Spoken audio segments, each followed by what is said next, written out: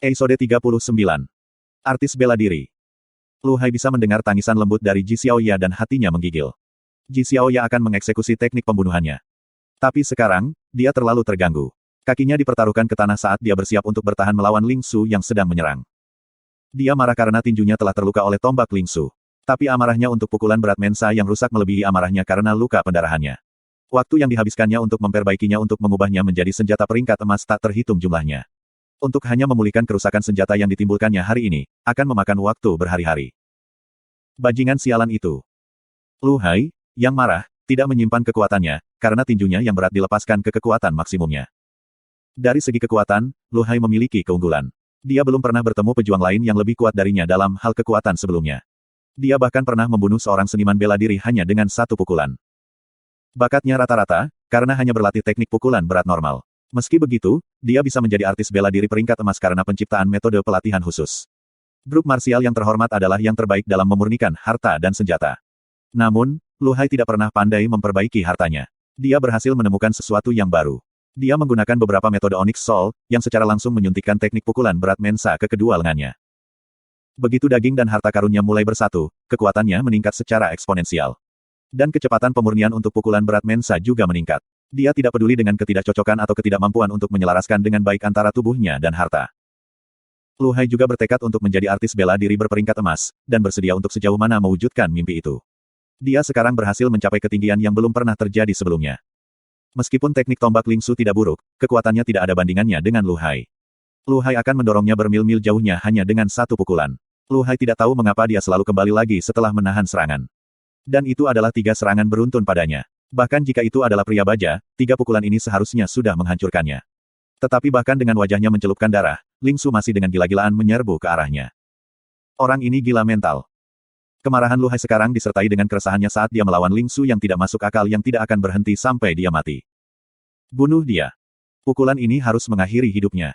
Lu Hai sudah siap. Dia memosisikan dirinya dan mengangkat tinjunya, bersiap untuk menyerang Ling Su yang akan datang. Mendesis. Suara desis pedang berdering di samping telinganya, menyebabkan Lu Hai merasa gelisah. Jika Ling Su dianggap sebagai kecoa hama yang tidak pernah bisa mati, maka Kren dapat dianggap sebagai lalat rumah sial yang terus-menerus memberi masalah pada Lu Hai. Serangan pedang yang lemah dianggap oleh Lu Hai sebagai permainan anak-anak yang tidak mengancam sama sekali. Dengan tepukan tangannya, Lu Hai mampu mengusir serangan. Kren seperti bangau hitam besar, dengan kedua tangan terulur, gesit melayang-layang. Namun, Lu Hai tidak melihat bahwa Kren, yang ada di udara, memiliki cahaya yang memancar dari matanya. Ling Su, saat mengendarai flamingonya, menyerbu menuju visi Kren. Apakah sudah waktunya? Semburan cahaya terang memancar keluar dari mata Kren. Dia menggenggam gagang pedangnya erat-erat dan menyerbu menembus awan. Lu Hai mendengar tangisan dari Kren di atas kepalanya ketika dia melihat ke atas. Beberapa saat kemudian, ekspresinya berubah secara drastis. 13 sosok hitam yang mirip membentuk formasi bola, masing-masing dari mereka memegang pedang yang menunjuk ke tengah lingkaran. Ke-13 pedang itu saling menunjuk ketika mereka berputar-putar di udara seperti mawar hitam, menciptakan hembusan angin yang meledakkan tanah dan debu di seluruh medan perang. Bayangan yang dilemparkan oleh mereka menutupi visi Lu Hai. Suara mendesis yang tersisa tiba-tiba berhenti, 13 bayangan mulai melambaikan pedang panjang di tangan mereka. Berdengung. Lu Hai bisa merasakan arus listrik mengalir di permukaan kulitnya saat butir-butir keringat menggulung tubuhnya. 13 senjata mekanis yang tampak menakutkan tampaknya turun ke arahnya seperti 13 pasak tajam. Ini adalah... Dalam visinya, Lu Hai bisa melihat kelopak hitam seperti formasi tiba-tiba menghilang. 13 tokoh bayangan turun dengan cepat ke arahnya. Ekspresi Lu Hai berubah. Dia dengan cepat mengangkat kedua telapak tangannya untuk membuat perisai di atasnya. Ledakan. Saat Lu Hai melepaskan teknik telapak tangannya membengkak dalam ukuran, membentuk dinding yang tidak bisa ditembus saat dia mendorong telapak tangannya ke arah sosok hitam yang mendekat. Merasakan bahaya, Lu Hai memanfaatkan kekuatan maksimalnya.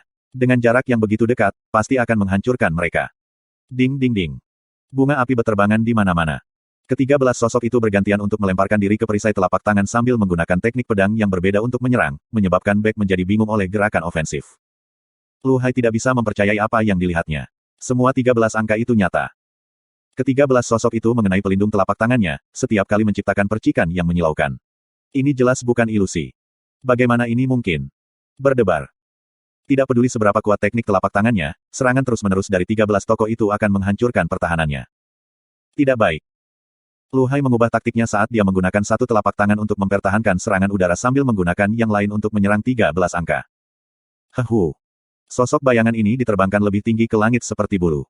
Lu Hai tidak berani berhenti. Dia mengarahkan pukulan demi pukulan ke langit saat sosok bayangan terbang semakin tinggi ke langit. Tapi Lu Hai gagal untuk memperhatikan bahwa semua 13 angka itu bertengger di atas garis vertikal. Semua 13 Krens tiba-tiba membuka mata mereka sekaligus. Bangau yang berada di ketinggian tertinggi tiba-tiba membuka lengannya dan turun dengan cepat ke atas kepala derek kedua. Tanpa mengurangi kecepatan, keduanya bentrok, dan pemandangan aneh terjadi. Dua kren mulai bergabung bersama. Dentang-dentang. Tangisan keras dari pedang muncul.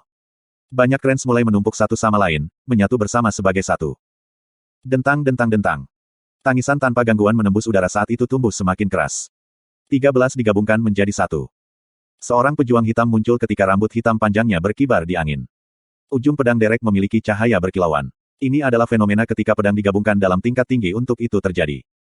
Sinar cahaya hitam mulai turun dari langit. Boom, kepalan tangan Lu Hai hancur menjadi jutaan keping puing. Seluruh lengan kanannya hancur berkeping-keping. Aku akan membunuhmu. Lu Hai menjadi gila. Bodoh. Sebuah suara mengejek terdengar di seluruh medan perang. Ling Su bisa melihat lubang yang terbuka di jalan. Wajahnya berlumuran darah tetapi itu menunjukkan senyum lembut. Dia menggunakan jari-jarinya untuk mengendalikan tombak peraknya. Tombak itu tiba-tiba menghilang. Langit ditinggalkan hanya dengan bintik-bintik bintang yang berkelap-kelip. Tenggorokan Lu Hai tiba-tiba meledak terbuka lebar, memperlihatkan lubang seukuran kepalan tangan. Kemarahannya terungkap di wajahnya saat dia menganga lebar-lebar. Bagaimana? Bagaimana? Ini bisa terjadi. Boom, dia mendarat di tanah seperti tiang kayu. Kren turun dari udara dan mendarat dengan lembut di tanah. Dia hampir berlutut karena dia telah menghabiskan sebagian besar energinya. Tiba-tiba, Ling Su memalingkan wajahnya yang berdarah. Hei, Banci, apa teknik yang baru saja kamu gunakan? Kren menyeka darah di bibirnya dan menjawab, pedang berputar dari derek menari. Tang Tian dalam bahaya. Percikan kecil-kecil itu berbahaya dan mematikan. Mereka dapat menembus bangunan dengan mudah seperti pisau melalui mentega. Bang! Sebuah wilayah yang dihuni oleh rumah-rumah kecil hancur berkeping-keping dari pengeboman bunga api. Bunga api mengubah batu menjadi debu saat mereka melewati. Ini adalah pertama kalinya Tang Tian menyaksikan teknik bela diri yang mematikan. Satu-satunya hal yang bisa dia lakukan adalah menghindari semua serangan. Tetapi jumlah bunga api tidak terbatas dan hampir mustahil untuk menghindarinya sama sekali. Puff puff puff. Darah memuntahkan di mana-mana saat Tang Tian menderita beberapa luka dalam hitungan detik. Meskipun luka tidak dalam, darah telah menodai pakaiannya merah gelap, membuat pemandangan itu terlihat mengerikan. Darah itu membuat Tang Tian mengamuk. Dia seperti binatang buas yang terluka, dipenuhi amarah dan amarah. Ya, aku tahu aku tidak bisa mengelak, tetapi mengapa aku harus menghindar? Sebuah cahaya menyilaukan berkembang di sekitar telapak tangannya saat dia mengambil langkah besar untuk menyerang Ji Xiaoya. Dia dengan panik mengaktifkan Fire Skite Ghost Claw untuk melawan percikan api di sekitarnya. Ledakan lembut bisa terdengar saat teknik cakar menghantam bunga api, menciptakan sinar cahaya yang menghancurkan bunga api. Ji Xiaoya melihat dari kejauhan. Ini adalah pertama kalinya dia menyaksikan seseorang berhasil membelokkan teknik Shark Whirlpool-nya. Seharusnya sulit untuk bertahan seperti sekelompok hiu. Bahkan setelah kamu membunuh 10 hiu, kamu tidak akan lebih aman karena akan menarik lebih banyak hiu. Semua perjuangan dan pertahanan tidak akan berarti. Ji Xiaoya memandang Tang Tian menggunakan teknik cakar untuk membelokkan percikan api bahkan ketika serangan menjadi lebih terkonsentrasi. Awan bunga api tampak tajam sekarang diarahkan langsung ke Tang Tian. Tang-tang tangisan menusuk menembus bunga api terkonsentrasi. Ji Xiaoya bersukacita mendengar tangisan kesakitannya. Perjuangan, berjuang lebih banyak. Semakin kamu berjuang, semakin cepat kamu akan mati. Tiba-tiba, erangan kesakitan yang mengental menggema dari kejauhan. Ekspresi Ji Xiaoya berubah drastis. Itu dari Lu Hai. Mungkinkah sesuatu terjadi padanya? Tidak mungkin, dia tahu bahwa dia harus mengakhiri pertempuran dengan cepat. Ji Xiaoya yang dulu percaya diri sekarang menyadari bahwa ada sesuatu yang salah. Tang Tian bertahan dan berjuang selama lebih dari 10 menit. Tangisan pertempurannya masih bisa terdengar dari dalam percikan api. Dia belum mati. Bagaimana itu mungkin? Tidak ada yang pernah tetap dalam cahaya melingkar selama lebih dari 3 menit dan masih bertahan. Ji Xiaoya melirik ke arah Tang Tian. Percikan api yang dulu terkonsentrasi sekarang perlahan menghilang, mengungkapkan garis besar tubuh Tang Tian, yang perlahan berbaris ke arahnya.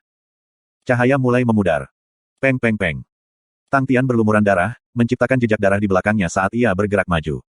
Dia melanjutkan serangannya, menyerang semua percikan api dengan teknik cakar. Dia hanya tahu satu solusi. Itu solusi yang sangat sederhana. Hancurkan mereka menjadi berkeping-keping. Hancurkan semuanya menjadi berkeping-keping. Tidak peduli berapa banyak bunga api yang ada, dalam ratusan atau bahkan ribuan, mereka semua akan hancur. Selama dia bisa memukul mereka semua dengan teknik cakar, dia tidak akan harus menghindari salah satu dari mereka. Dia dengan panik menyerang percikan yang datang untuk membela diri terhadap serangan itu. Namun, dia kehilangan banyak darah dari luka dan mulai merasa pusing dan lemah. Kemenangan adalah milikku, tidak ada yang bisa mengambilnya dariku.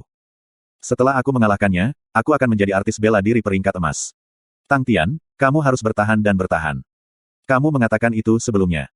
Karena lebih banyak darah mulai menetes dari Tang Tian, jumlah percikan perlahan-lahan mereda. Gelombang terakhir percikan akhirnya hancur berkeping-keping. Sesosok berlumuran darah berdiri tepat di depan Ji Xiaoya yang kebingungan. Dia mengertakkan gigi dan menjilat darah bibirnya. Dia sekarang diliputi keyakinan. Hei, aku seorang artis bela diri peringkat emas sekarang. The Fire Skite Ghost Claw menembus dadanya. Bahkan di ambang kematian, Ji Xiaoya masih tidak mengerti bagaimana seorang individu gila, dengan darah membasahi wajah dan pakaiannya, masih bisa tersenyum histeris. Dia perlahan tenggelam ke dalam lumpur saat cahaya terkuras dari matanya. Tang Tian mengumpulkan semua energi yang dia tinggalkan dan berlari ke tempat Ling Su dan Kren berada. Ketika dia muncul di depan mereka basah kuyup dengan darah segar, Ling Su dan Kren terkejut. Ketiganya terkunci.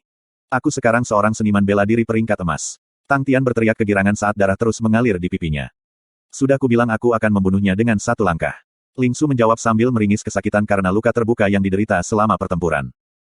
Plom, plom. Mereka berdua perlahan memudar menjadi pingsan dan jatuh ke lantai karena kelelahan. Kren. Tiba-tiba, Kren waspada, siapa itu? Dua pria muncul dari sudut pandangan Kren. Kami tidak bermaksud jahat. Seorang lelaki botak mengangkat kedua tangannya tinggi-tinggi, kami berasal dari Onyx Soul. Aku tahu bahwa kami dulu memiliki kesalahpahaman. Tapi sekarang sudah berakhir dan kami tidak memiliki permusuhan terhadap kalian semua. Petik 2. Pria kurus itu menghela napas lembut saat dia memperbaiki pandangannya ke Ling Su dan Tang Tian yang tidak sadar. Kren tidak menjatuhkan pembelaannya, tetapi wajahnya menggambarkan ketenangan, itu benar. Kami tidak memiliki permusuhan di antara kami. Petik 2. Pria botak itu tersenyum lembut, aku akan langsung ke intinya. Aku ingin mengundang kamu bertiga ke Jiwa Onyx. Aku Tuzisan, Ketua Master Aula Onyx ke-7 dari Jiwa Onyx. Petik 2. Aula Onyx. Kren membuat kejutannya diketahui. Onyx Hall mirip dengan cabang emas dari grup marsial terhormat. Satu-satunya perbedaan adalah bahwa ada 13 cabang emas sementara ada 9 Onyx Hall. Struktur grup marsial terhormat dan jiwa Onyx serupa. Tokoh otoritatif terbesar dan terkuat adalah kelompok Hall Master yang memiliki kekuasaan terbesar atas organisasi. Grup marsial yang terhormat memiliki 13 Hall Masters yang terdiri dari Hall Masters Panel sementara Onyx Soul memiliki 7 Onyx Hall Masters yang terdiri dari panel Onyx Soul. Cabang emas adalah bagian dari panel Hall Masters, sedangkan Aula Onyx adalah bagian dari panel Jiwa Onyx. Baik cabang emas dan ruang Onyx memiliki kekuatan absolut, dan hanya bertanggung jawab untuk panel masing-masing dan tidak ada orang lain. Semua pengambilan keputusan dan perencanaan strategis berada di Masters of the Brain atau House. Meskipun cabang emas dan Aula Onyx memiliki otoritas yang besar, mereka tidak dapat melakukan eksekusi perintah tanpa terlebih dahulu memiliki izin atau perintah dari Master Hall yang bertanggung jawab atas tugas tersebut. Manfaat dan penghargaan dibagi secara merata di seluruh kelompok. Karena Kren lahir dari keluarga bergengsi, dia memiliki semua pengetahuan ini dan tahu lebih banyak daripada Tang Tian dan Ling Su. Dia tidak berharap pria berotot botak itu menjadi salah satu master dari Aula Onyx. Tu Zisan tersenyum lembut dan berkata, jadi bagaimana? Suasana di Onyx Hall 7 sangat positif dan tidak ada politik. Aula kami memiliki lebih dari 100 keterampilan unik dan pasti ada beberapa yang cocok untuk pelatihan kamu. Bahkan jika tidak ada keterampilan yang cocok untuk kamu, kamu dapat mengubah ke Onyx Hall lain sebagai gantinya. Jangan khawatir tentang ini. Petik 2. Aku sangat menyesal tapi aku tidak bisa membuat keputusan. Kren berkata dengan sopan. Tu Zisan hanya bereaksi setelah beberapa saat, dia menepuk kepalanya yang botak dan menjawab, ya, aku mengerti dari mana kamu berasal. Pria kurus itu tidak memiliki ekspresi tetapi terkejut dengan reaksi. Sangat jarang bagi Master Hall untuk memandang siapapun yang menghormati. Ketiga lelaki ini benar-benar baik tetapi bagi Hall Master kagum dan menghormati mereka, itu pemandangan yang cukup. Kren mengalihkan perhatiannya ke ambang pintu di mana barisan pria muncul di hadapannya. Pemimpin, yang seorang remaja yang memiliki rambut emas, mempesona. Garis pria tampak seperti mereka sedang berjuang keras, dengan bekas luka di tubuh dan wajah mereka, Angelina juga ada di dalam kerumunan. Rambut merah Qian Xin berkata, kami telah menyia-nyiakan perjalanan kami. Hall Master Tu ada di sini. Petik 2. Wajah lelaki kurus itu menjadi dingin, naluri pembunuh mulai tumbuh di dalam dirinya. Qian Xin adalah anggota Aula Onyx kelima. Sebagai anggota biasa, beraninya dia memanggil Master Hall dengan nada merendahkan. Qian Xin terkejut dan segera melambaikan tangannya, hei, Hall Master Hall Onyx kelima dan ketujuh adalah aula sekutu yang hebat, oke. Tu Zisan memberi isyarat kepada pria kurus itu untuk tenang. Adalah sifat Qian Xin untuk menjadi seperti itu. Itu tidak layak untuk bertengkar karena masalah sepele seperti itu. Dia berbalik ke arah Angelina untuk menyambutnya, Tu Zisan bersujud di hadapan yang mulia. Angelina juga terkejut dengan kehadiran Tu Zisan. Master Hall Onyx Soul mirip dengan pangkat komandan di konstelasi Leo. Angelina sangat hormat untuk dapat memiliki kehadiran Master Hall, aku merasa terhormat dapat bertemu dengan kamu Hall Master. Tu Zisan tersenyum, yang mulia menggunakan strategi yang baik. Grup marsial terhormat telah menderita kerugian besar saat ini. Korban 5 seniman bela diri peringkat emas akan menyakitkan bagi mereka. Dean Rare, hanya 4 yang dikatakan telah meninggal. Aku pikir yang kelima lolos. Penulis benar-benar tidak menjelaskan apa yang terjadi pada yang kelima. Angelina menjawab, tanpa bantuan Hall Master aku tidak berpikir akan ada hasil yang menguntungkan. Begitu dia masuk, dia langsung melihat Lu Hai yang terbaring tak bergerak di lantai. Tu Zisan tertawa, yang mulia salah duga. Aku bukan orang yang melakukan ini. Petik 2. Semua orang terkejut. Tu Zisan menikmati kejutan yang tertulis di wajah semua orang.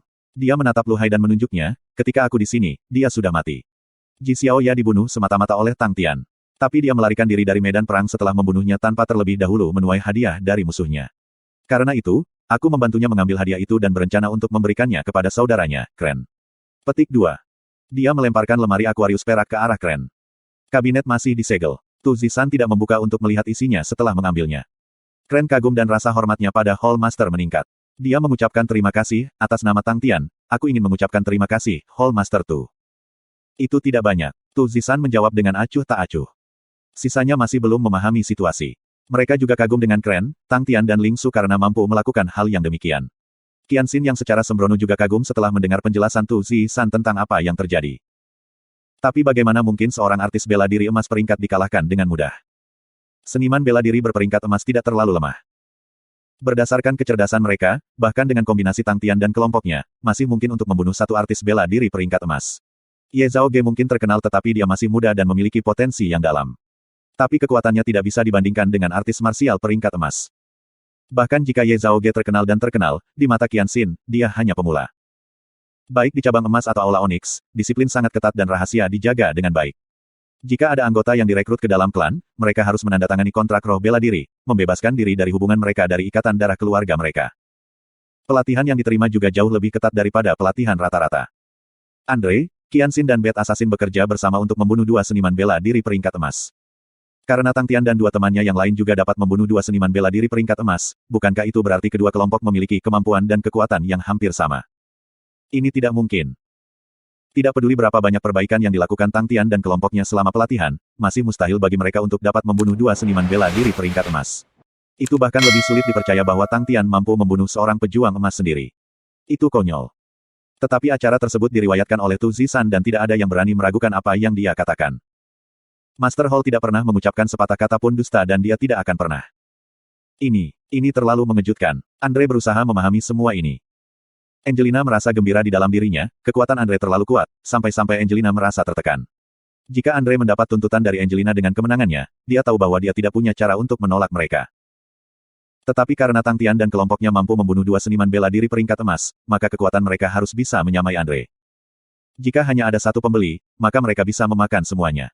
Tapi sekarang ada 2 pembeli, dan keadaannya sekarang telah berubah.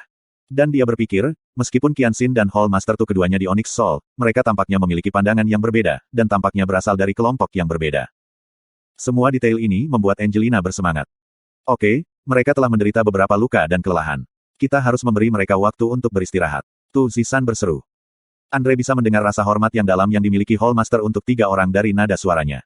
Itu bukan saat yang tepat untuk menyinggung Tu Zisan, aku senang semua orang selamat. Sudah waktunya bagi setiap orang untuk beristirahat dengan baik. Petik 2. Sebelum dia pergi, Tu Zisan menoleh ke Kren, silakan datang ke Peri Tavern untuk tinggal saat ini. Setelah kamu semua berdiskusi, kamu semua dapat memberitahu aku keputusan kamu. Bahkan jika kamu semua tidak bergabung dengan kami, jangan khawatir. Nasib yang menyatukan kami dan aku senang bertemu dengan kamu semua. Petik 2. Kren tidak berharap jiwa Onyx memiliki orang yang bijak dan murah hati. Dia menjawab, baiklah. Kata-kata Tu Zisan masih terngiang di telinga semua orang. Qianxin masih ragu sementara Andre mengeluarkan senyum enggan. Karena Tu Zisan ingin merekrut 3 dari mereka, itu tidak bijaksana untuk melawan Tang Tian dan teman-temannya. Jika tidak, Tu Zisan akan dijadikan musuh, dan itu akan menjadi bunuh diri. Andre bertanya-tanya apakah Tu Zisan berusaha memberi mereka peringatan melalui kata-katanya. Begitu semua orang pergi, Andre dan Qianxin pergi bersama. Andre bertanya, mungkinkah ada kesepakatan antara Hall Master Tu dan kelompok Tang Tian? Qianxin menjawab, sejauh ini aku belum pernah mendengar perjanjian semacam itu. Dia adalah orang yang sangat pintar. Setelah mendengar Andre, dia menjawab, Yang Mulia, kamu mungkin belum tahu tetapi 9 aula Onyx dari jiwa Onyx tidak selalu memiliki hubungan yang bersahabat satu sama lain. Kami memiliki hubungan yang baik dengan 7 Onyx Hall. Jika itu adalah Onyx Hall kedua, pertempuran akan pecah, dengan darah mengalir seperti sungai. Petik 2. Darah mengalir seperti sungai. Andre terperangah. Dia tidak pernah berharap hubungan dalam jiwa Onyx menjadi begitu rumit dan bencana. Hanya beberapa saat kemudian dia kembali sadar, seharusnya tidak seburuk itu. Qianxin menjawab, sejarah antara kami dan Aula Onyx kedua telah kembali sejak lama dan itu adalah sumber pembalasan kami. Tapi tentu saja, 7 Onyx Hall juga memiliki musuh yang adil, salah satunya adalah 3 Onyx Hall. Aula Onyx ketiga memiliki 2 Aula Master yang keduanya mati untuk Tu Zisan. Ada banyak orang dari Aula ketujuh yang telah mati di bawah tangan Aula ketiga. Petik 2. Jangan atasanmu di atas peduli tentang semua ini. Andre terkejut pada struktur disfungsional jiwa Onyx. Peduli. Qianxin tersenyum sinis, para atasan tidak bisa diganggu. Pertempuran mungkin pecah dan banyak pejuang akan mati tetapi itu memisahkan yang baik dari rata-rata. Bukan hanya kita, bahkan kelompok bela diri yang terhormat seperti itu.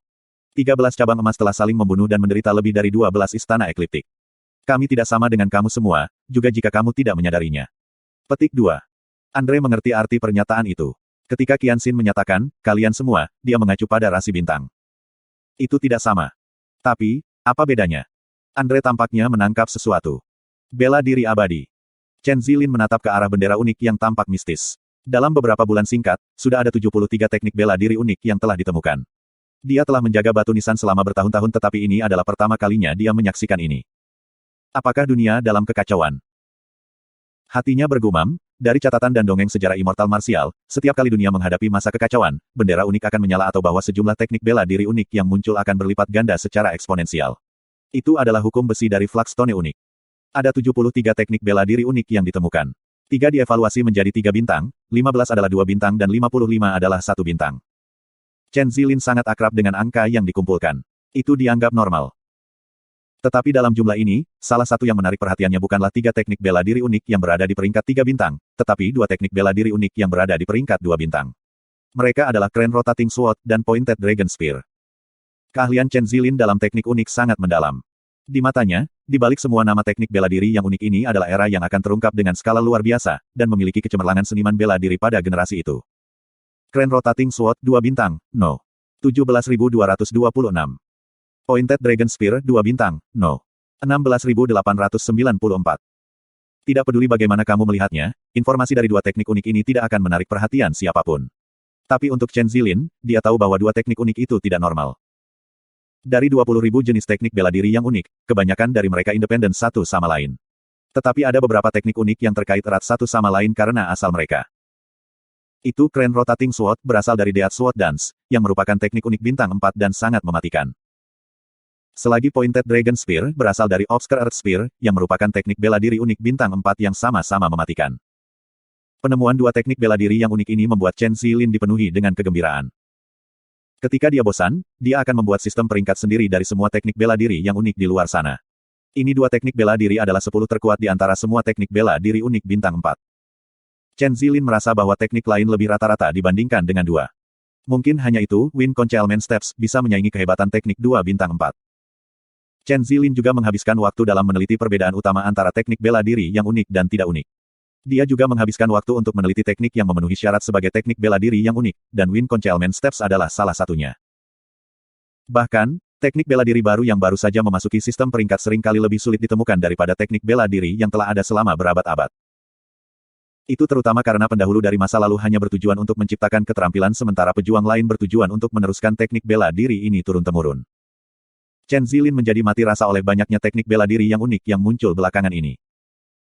Bahkan Immortal Martial juga tidak terkejut dengan meningkatnya penemuan teknik bela diri tersebut. Selain itu, karena lebih banyak daerah turun ke kekacauan, sistem intelijen yang dibentuk oleh Immortal Martials juga terpengaruh, menyebabkan kualitas pengumpulan informasi mereka terputus-putus. Meskipun kekacauan akan membuat pengumpulan informasi tugas yang lebih sulit, itu juga akan membuat intelijen berkumpul lebih berharga karena memungkinkan pejuang untuk memahami situasi di dalam kekacauan. Di antara Immortal Martials, moral naik tinggi. Namun, ini tidak mengganggu Chen Zilin karena dia hanya seorang penjaga batu unik. Selama waktu makan, setiap kali topik pembicaraan tentang Chen Zilin, selalu tentang dia menjadi orang yang akan menjadi penjaga abadi dari Flaxstone unik yang agak merendahkan. Dia tidak peduli. Perang baru saja dimulai. Fiery City tidak kembali dengan tenang. Meskipun pertempuran itu intens, warga yang tinggal di kota itu begitu terbiasa dengan ledakan dan kekacauan sehingga pertempuran itu tampaknya tidak mempengaruhi mereka sedikitpun. Tetapi semua orang merayakan dengan gembira ketika mereka mendengar bahwa kelompok bela diri yang terhormat kehilangan 4 seniman bela diri tingkat emas. Perkelahian di dalam istana peri dilihat oleh hanya beberapa orang. Bahkan pertempuran antara Crane, Ling Su dan Lu Hai disaksikan oleh segelintir orang. Tetapi pertempuran antara Tang Tian dan Ji Xiaoya, yang terjadi di jantung kawasan bisnis, disaksikan oleh hampir seluruh penduduk kota. Tidak ada yang akan melupakan pertempuran tangisan Tang Tian dilepaskan selama seluruh durasi pertarungannya dengan Ji Xiaoya. Bergabung dengan jiwa Onyx, Tang Tian menggelengkan kepalanya, aku tidak mau. Seluruh tubuhnya dibalut seperti mumi hidup. Ling Su yang membantu membalut luka-lukanya. Ling Su adalah yang terbaik dalam hal memberikan bantuan medis. Tang Tian tidak terluka parah dan lukanya tidak dalam. Hanya sejumlah luka yang mengejutkan orang. Aku juga tidak mau. Ling Su berseru menentang. Sepertinya semua orang telah mencapai konsensus. Kren sudah tahu bahwa itu akan menjadi jawaban mereka, aku akan pergi dan memberitahu Tu Zisan. Ngomong-ngomong, ini rampasan perangmu. Petik 2.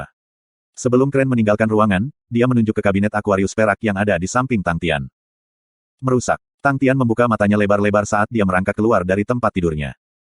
Ling Su tidak peduli dengan semua jenis hal ini. Dia meninggalkan ruangan, aku akan kembali ke pelatihan. Jangan ganggu aku jika itu tidak penting. Petik 2. Memiliki dua sahabat yang tidak melihat uang sebagai sesuatu yang penting tidak sepenuhnya merupakan hal yang baik. Mereka bahkan tidak memiliki sedikit kegembiraan terakhir dan juga tidak antusias dengan imbalan hadiah yang bisa mereka petik dari setiap pertarungan. Segera, ruangan itu dipenuhi tepuk tangan meriahnya. Wow, itu adalah sepasang sarung tangan peringkat emas. Petik 2. Wow, itu adalah kartu roh yang unik. Petik 2. Kualitas rampasan perang melebihi harapan Tang Tian, terutama barang yang diambil dari Lu Hai. Lu Hai hanya memiliki dua jenis barang, satu adalah berbagai macam sarung tangan yang dia miliki dan selembar kartu roh. Salah satu yang menarik perhatian Tang Tian adalah sarung tangan peringkat emas dan potongan kartu roh yang unik. Itu, Monoceros Gauntlet berasal dari rasi Monoceros yang tinggal di 10 aula Istana Katulistiwa. Itu seluruhnya terbuat dari emas dan berkilau di bawah cahaya. Sarung tangan itu terbungkus sisik ikan dan tanduk Monoceros mencuat keluar darinya sambil memancarkan aura menakutkan yang menyelimuti ruangan. Ini adalah pertama kalinya Tang Tian melihat harta karun emas dan dia kagum karenanya. Tang Tian membersihkan air liur dari wajahnya karena kegembiraan, matanya menjadi jelas kembali, wajahnya mendingin. Harta emas memiliki jiwa intelektual. Untuk mengendalikannya, pertama-tama seseorang harus belajar bagaimana menaklukkannya. Dengan kekuatan Tang Tian saat ini, ia tidak dapat mengendalikannya. Gauntlet Monoceros seharusnya disiapkan oleh Lu Hai untuk digunakan dalam pertempuran di masa depan. Setelah dengan hati-hati menempatkan sarung tangan kembali ke dalam kabinet akuarius perak, Tang Tian mengalihkan perhatiannya ke kartu roh yang unik. Tousan Cliff Demonic Hand, 2 bintang. Ini adalah bentuk yang sangat istimewa dari San Shou. San Shou datang dalam bentuk yang berbeda dan dapat menggunakan jari atau telapak tangan tergantung pada bagaimana pejuang ingin menggunakannya. Tangan iblis 1000 Cliff menekankan pada membelah, yang bisa berupa gaya serangan lunak atau keras dan datang dalam berbagai bentuk menyerang. Namun, Lu Hai tidak pernah menyukai tangan iblis 1000 Cliff. Tang Tian menyadari bahwa kartu roh ini tidak cocok untuk Lu Hai karena ia adalah seorang seniman bela diri teknik tinju. Alasan dia menyimpannya begitu lama adalah untuk melihat apakah dia bisa menukarnya dengan barang lain yang bisa berharga baginya. Namun, teknik bela diri yang unik ini cocok untuk Tang Tian. Fire Skite Ghost Claw adalah gaya serangan yang keras dan tidak memiliki berbagai gaya bertarung. Tang Tian dapat menggunakan kartu roh untuk menambah fleksibilitas teknik cakar untuk meningkatkan varietasnya. Untuk sesaat, Tang Tian kehilangan minat pada harta lainnya yang ditemukan di Lu Hai. Harta karun Ji Xiaoya jauh kurang penting daripada Lu Hai kecuali untuk Thunder Radiance Hammer, yang merupakan kartu roh unik yang menarik perhatian Tang Tian. Itu sepadan dengan jumlah upaya Tang Tian dalam membunuh 2 Gold Martial Artist. 3 item ini membuat Tang Tian bersemangat karena mereka tidak bisa dibeli dengan koin bintang belaka. Satu-satunya penyesalan adalah bahwa tidak ada yang bisa mengajarinya bagaimana menggunakan serangan gaya palu. Oleh karena itu Thunder Radiance Hammer harus disisihkan untuk saat ini. Tang Tian menyimpan semua harta lainnya. Dia membawa kartu roh yang unik melalui pintu. Tes, pengunjung yang jarang. Bing berseru di Tang Tian dengan muram, wajah pokernya tidak terlihat baik. Tang Tian memikirkannya. Memang benar sudah lama sejak dia kembali. Dia sangat malu tentang hal itu dan menjawab, hahaha, Paman Bing, izinkan aku memberitahu kamu sesuatu yang luar biasa. Aku berhasil membunuh artis marsial peringkat emas. Petik 2. Artis bela diri berperingkat emas. Bing membalas dengan acuh tak acuh. Ya, Tang Tian sangat gembira. Wajahnya mengungkapkan kesombongannya karena membunuh artis marsial berperingkat emas. Lalu apakah kamu dipukuli menjadi bubur oleh artis bela diri peringkat emas yang sama? Bing tertawa terbahak-bahak, mengapa kegembiraan hanya dengan membunuh gold martial artist? Aku berpikir bahwa kamu telah membunuh peringkat Sein sebaliknya kamu sangat gembira. Petik 2. Meskipun itu hanya olok-olok main-main dengan Tang Tian, Bing bisa merasakan aura yang keluar dari Tang Tian dan terkejut olehnya. Dalam waktu sesingkat itu, Tang Tian menjadi sangat kuat. Apa pria? Tang Tian sudah terbiasa dengan olok-olok dan ketidakpedulian Paman Bing. Dia tidak marah tentang hal itu ketika dia menertawakan pernyataannya, Paman, aku juga berhasil mengambil 2 kartu roh yang unik. Ada satu yang sangat cocok untukku, yang dikenal sebagai 1000 tangan iblis-iblis. Bukankah namanya sudah kuat? Petik 2. Ya, tentu saja. Bing mengangguk, sangat cocok untuk menghancurkan bangunan saja. Tang Tian. No. 07 Barak Tentara. Tang Tian mengikuti di belakang Bing sementara matanya bertanya-tanya, melirik ke bagian dalam barak. Wah, Paman, tempat ini telah banyak berubah. Apakah kamu melakukan pembersihan musim semi saat aku pergi? Petik 2. Membersihkan musim semi, Bing meringis wajahnya, kamu idiot. Kami telah melakukan restorasi ke area tersebut. Restorasi adalah inisiatif yang sulit dan menantang yang membutuhkan banyak tindakan. Petik 2. Oh, itu sangat mengesankan. Tang Tian setuju. Barak tentara No. 07 sekarang sama bagusnya dengan yang baru. Terakhir kali, itu tampak seperti reruntuhan. Tidak, sebenarnya, itu reruntuhan. Meskipun interiornya masih terlihat seperti hutan perunggu, semua bangunan di dalamnya sekarang bersih dan bebas debu. Para pembeli berkarat yang telah ada selama ribuan tahun juga dihilangkan. Barak-barak yang keras dan kusam tampaknya telah diberikan kontrak sewa baru setelah pemulihan. Orang bisa membayangkan jumlah usaha yang telah diinvestasikan Bing dalam merapikan tempat itu. Paman sangat bersemangat tentang tempat ini. Tang Tian berseru. Bing tiba-tiba berhenti di jalurnya. Seolah-olah dia tidak mendengar apa yang dikatakan Tang Tian, dan menjawab, kamu beruntung. Meskipun banyak bagian barak belum dipulihkan, tetapi area-area yang memfasilitasi pelatihan kamu telah selesai. Tapi sayangnya, ruang bunuh diri masih rusak parah sejak terakhir kali kamu menggunakannya. Jika tidak, kamu bisa melanjutkan dan mencobanya sekali lagi. Petik 2. Tang Tian tersedak setelah mengenang waktu sebelumnya dia menggunakan ruang bunuh diri. Bing melihat perubahan ekspresi Tang Tian, dan mencoba menghiburnya, pikirkan itu, ruang bunuh diri mungkin menakutkan, terutama ketika kamu melihat jumlah seniman bela diri yang telah mati saat mencoba menggunakannya. Tetapi jika kamu berbicara tentang rasa sakit yang ditimbulkan oleh ruang bunuh diri, rasa sakit itu tidak berarti apa-apa.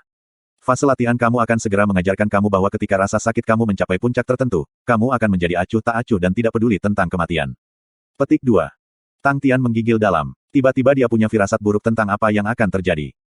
Jika kamu ingin melatih teknik bela diri yang unik, tidak ada tempat lain yang lebih baik dari ini. Di belakang Bing ada pintu persegi. Saat Bing mendorong pintu hingga terbuka, Tang Tian menghela nafas pelan. Di belakang pintu ada lautan terbuka. Lautan safir berwarna tenang tanpa ombak. Itu tampak seperti cermin raksasa yang menyebar tanpa batas. Di cakrawala, awan melayang di atas laut yang tenang. Sangat cantik. Tang Tian berseru, matanya dipenuhi dengan samudera biru. Bagaimana lautan besar seperti ini bisa masuk ke pintu kecil? Ini disebut ruang cermin indigo. Setiap kamar adalah pintu menuju samudera luas ini. Petik 2. Bing dalam keadaan linglung, mengingat beberapa kenangan, apakah kamu masih ingat tempat kamu menemukanku? Iya, itu adalah samudera luas yang mirip dengan ini. Tang Tian mengenang, aku ingat kamu mengatakan bahwa itu disebut lautan pengasingan. Petik 2. Iya.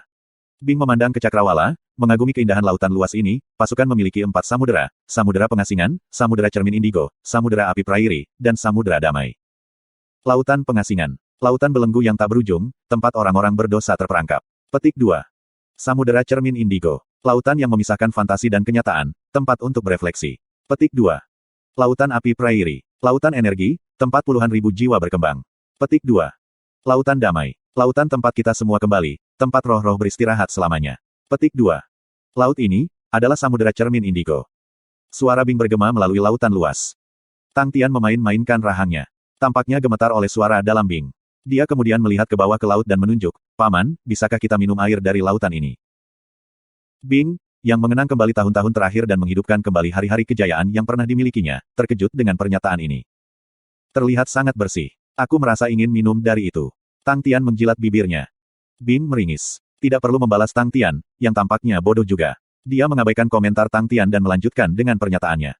Apakah akan sangat asin? Tang Tian bertanya-tanya pada dirinya sendiri dan dia mencelupkan jarinya ke dalam untuk merasakannya. Bing sudah cukup dan berteriak, keluar sekarang. Bing tidak tahan dengan omong kosong Tang Tian dan perlahan berjalan marah. Hei Paman, kamu belum menjelaskan kepada aku bagaimana Indigo Mirror Ocean dapat digunakan untuk membantu aku melatih teknik bela diri yang unik. Suara Tang Tian menggema dari belakang Bing. Bing tersenyum nakal dan menjawab, kamu hanya perlu membuang kartu roh yang unik ke laut. Seharusnya itu berhasil. Petik 2. Ingin bermain dengan aku, kamu tidak punya peluang. Aku akan memberi kamu pelajaran, memastikan bahwa kamu ingat untuk menghormati orang tua kamu, terutama mentor kamu. Bersenang-senang menikmati waktu kamu di sana. Aku ingin melihat apa yang terjadi di sebelah kamu. Bing menutup pintu di belakangnya. Tang Tian terkejut ketika pintu menghilang di belakangnya. Dia sekarang dikelilingi oleh lautan luas. Wow, itu ajaib. Hanya melempar kartu roh yang unik akan dilakukan. Kegembiraan Tang Tian perlahan terbentuk saat ia melemparkan kartu itu ke laut. Saat kartu perlahan-lahan turun ke dasar laut, samudera tetap diam. Tiba-tiba, kartu meledak berkilauan, dengan sinar cahaya menembus permukaan laut. Sosok di dalam kartu perlahan-lahan melayang keluar dari itu. Sosok keabu-abuan itu tiba-tiba tumbuh lebih cerah, memancarkan berbagai warna lain. Sosok datar secara bertahap meningkat dalam ukuran, menjadi hidup. Jatuh. Seorang pria muncul dari laut. Pria itu mengenakan jubah militer abu-abu dan tampak berusia sekitar 40 tahun. Kukunya seputih salju. Permukaan laut berubah menjadi cermin nila yang halus. Pria itu berdiri diam di permukaan, dengan mata kelabu menatap Tang Tian. "Kamu siapa?" Pria itu bertanya. Tang Tian terkejut. Dia tidak tahu harus berkata apa. Beberapa saat kemudian, dia hanya menjawab, "Aku Tang Tian." Begitu dia selesai, dia memikirkannya. Bukankah seharusnya dia yang mengajukan pertanyaan yang sama kepada orang itu? Dia dengan cepat berkata, "Hei, siapa kamu?" "Aku Zhou Yu, Raja Serigala Iblis Tangan." Pria itu menjawab dengan dingin, "Biarkan aku melihat kekuatanmu." Begitu keheningan menyelimuti daerah itu, Tang Tian kehilangan jejak kemana Zhou Yu pergi. "Hei hei hei, bukankah ini kalimat aku yang kamu curi?" Tiba-tiba, Tang Tian bisa merasakan bayangan abu-abu menuju visinya. Tang Tian kaget, begitu cepat. Dia tahu bahwa dia dalam bahaya. Tanpa ragu-ragu, Tang Tian mengaktifkan Fire Skite Ghost Claw. Tiba-tiba, tangan yang tak terhitung jumlahnya bisa terlihat dilepaskan ke arahnya. Itu mendorongnya keluar dari iramanya. Dia bisa merasakan ujung jarinya menyentuh telapak tangan musuhnya. Tetapi sebelum dia bisa melepaskan kekuatan penuhnya, musuhnya telah menghilang sekali lagi. Tang Tian terkejut. Itu adalah pertama kalinya dia menemukan penghindaran yang begitu cepat dari serangannya. Biasanya, kekuatan Fire Skite Ghost Claw-nya harus dilepaskan begitu ujung jarinya menyentuh lawan-lawannya dengan lembut. Tetapi pada saat itu, Tang Tian sangat yakin bahwa ujung jarinya menyentuh telapak musuhnya. Yang aneh adalah bahwa kekuatan serangannya tidak dilepaskan. Ketidakmampuannya melepaskan kekuatan serangannya membuatnya merasa bingung. Bagaimana itu mungkin? Pada saat ini, ia melihat bahwa bayangan telapak tangan musuhnya berada dalam jangkauan serangan cakar yang mencolok. Dia mengantisipasi serangannya. Sepertinya tidak ada jalan keluar baginya. Tang Tian melepaskan kekuatan penuhnya, meremas jari-jarinya untuk mengekspos cakarnya yang tajam saat ia menyerang ke arah telapak musuhnya. Spark menyelubungi visi Tang Tian. Telapak putih musuhnya tampaknya memiliki kemampuan magis. Dengan ritme yang mencolok cepat, musuh menggunakan jari-jarinya dan membelai teknik cakar Tang Tian seperti gelombang deras. Bang bang bang. Suara bentrokan antara dua serangan mereka menyelimuti lautan luas dan percikan api menerbangkan segalanya.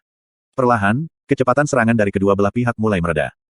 Setiap kali Zhou Yu berhasil menyerang jari Tang Tian, sebagian energi dari jari Tang Tian akan hilang. Dia bisa merasakan kekuatan teknik cakarnya secara bertahap menggerogoti. Bagaimana ini bisa terjadi? Tang Tian tertegun. Lengan lincah Zhou Yu, seperti dua ular yang saling berjalin, menyerang Tang Tian. Bang! Tang Tian dipukul saat ia terbang mundur. Di sudut matanya, dia bisa melihat Zhou Yu mengejarnya karena dia dipaksa kembali oleh serangannya. Wei wei wei. Bayangan tangan sekali lagi dilepaskan oleh Zhou Yun, mengaburkan visi Tang Tian. Bababa, Tang Tian merasa seperti dia diserang oleh serangan bayangan yang tak terhitung jumlahnya dan tubuhnya bergetar di bawah semburan serangan. Boom! Tang Tian jatuh ke laut saat ombak berdesir di semua sisi. Betapa manisnya itu. Di luar pintu, Bing ada di sana ketika dia menyalakan sebatang rokok yang didapatnya dari suatu tempat. Ketika dia mengambil isapan yang dalam dari itu, batuk kesakitan oleh asap menyengat yang merambat di tenggorokannya. Dia baru mulai terbiasa dengan rasa itu. Dia hanya bersandar di pintu, perlahan-lahan mengisap rokoknya. Dia bertanya-tanya apa yang akan dilakukan para jenderal sebelumnya ketika mereka merokok. Saat pikirannya mengembara, asap menyelimuti wajahnya. Tapi orang bisa melihat senyum lembut terukir di bibirnya. Dia menemukan rokok ini ketika sedang membersihkan barak. Mungkin Ah Kai yang meninggalkannya di sana. Hanya pecandu yang bisa memikirkan membangun kamar untuk menyimpan rokoknya dengan biaya koin bintang yang signifikan. Dia ingat Ah Kai menyatakan bahwa ruangan ini akan menjaga rokoknya tetap aman bahkan setelah ribuan tahun. Setelah orang-orang mulai tahu tentang ruangan ini, mereka semua menertawakan inisiatif Ah Kai. Semua orang tahu bahwa Ah Kai adalah seorang bootlicker, setiap batang rokok yang dihisap oleh jenderal diciptakan semata-mata olehnya. Bing ingat banyak orang dan banyak hal lain ketika dia menghisap rokoknya. Dia mulai terbiasa dengan kesepian karena semua kawannya sudah lama pergi, terbiasa dengan kekosongan barak, terbiasa mengambil ingatan melalui reruntuhan. Untungnya, ada orang bodoh, Tang Tian, untuk menemaninya. Jika jenderal itu masih di sini, dia akan menyukai orang bodoh itu, pikir Bing. Saat dia mematikan rokoknya, dia mengingat kembali perhatiannya. Waktunya bekerja. Dia berdiri dan mulai berjalan keluar. Dengan kartu roh yang unik, itu pasti akan membantu dalam mencapai rencananya. Menggunakan Spirit Hall Barak, ada kemungkinan besar bahwa mereka bisa mendapatkan pemimpin militer roh yang kuat dengan kartu itu. Taktik Tang Chou untuk menyerbu Fornax Constellation telah diserahkan kepada Bing beberapa hari sebelumnya. Bing tidak dapat menyangkal bahwa rencana itu dirumuskan dengan baik. Peluang sukses sangat tinggi. Meskipun tidak ada jalan langsung ke konstelasi Fornax dari Mo City, tetapi mereka bisa melewati konstelasi Eridanus terlebih dahulu dan membuat jalan mereka ke Fornax Constellation dari sana. Jika kecepatan mereka cukup cepat dan memiliki unsur kejutan dengan mereka, ada kemungkinan besar mereka bisa menyerang konstelasi dalam waktu singkat. Bing memiliki perspektif yang berbeda dibandingkan dengan Tang Tian.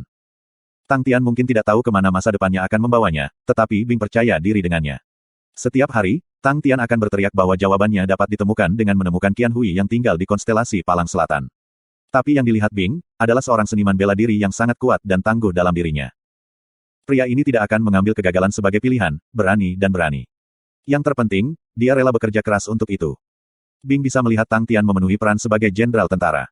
Bing tanpa ragu. Di masa depan, Tang Tian akan jauh lebih baik daripada yang pernah ada. Tang Tian ditakdirkan untuk menjadi salah satu seniman bela diri terbaik di alam semesta suatu hari. Dibandingkan dengan ambisi Tang Tian, Bing jauh lebih kecil, untuk membangun kembali tentara Salib Selatan. Meskipun dalam generasi saat ini, seniman bela diri adalah orang-orang yang memiliki kekuatan terbesar, ia sangat bertekad untuk membangun kembali pasukan mekaniknya.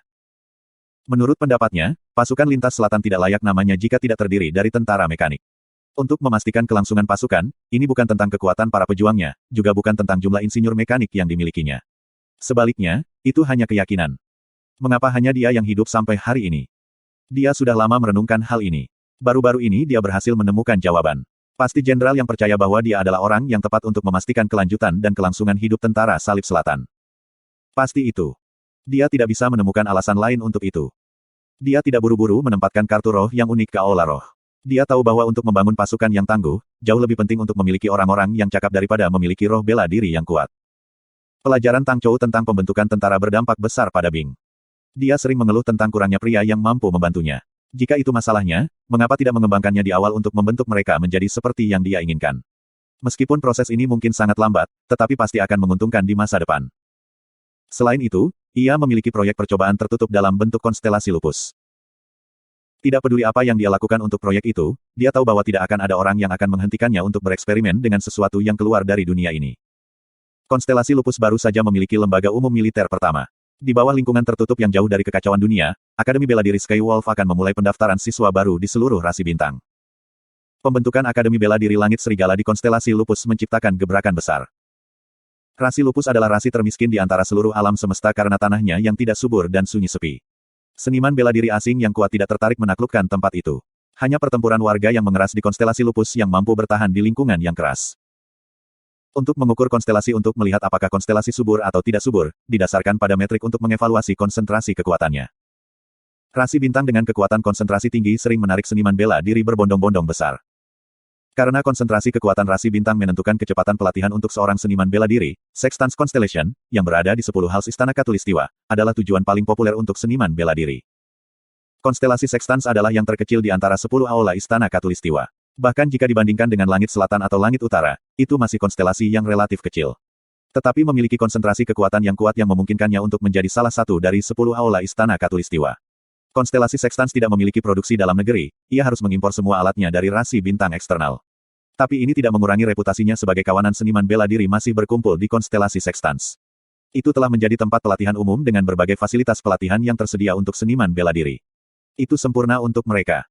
Konsentrasi energi lemah di konstelasi lupus. Dalam sejarahnya, tidak pernah ada seniman bela diri yang kuat yang menyerempet konstelasi.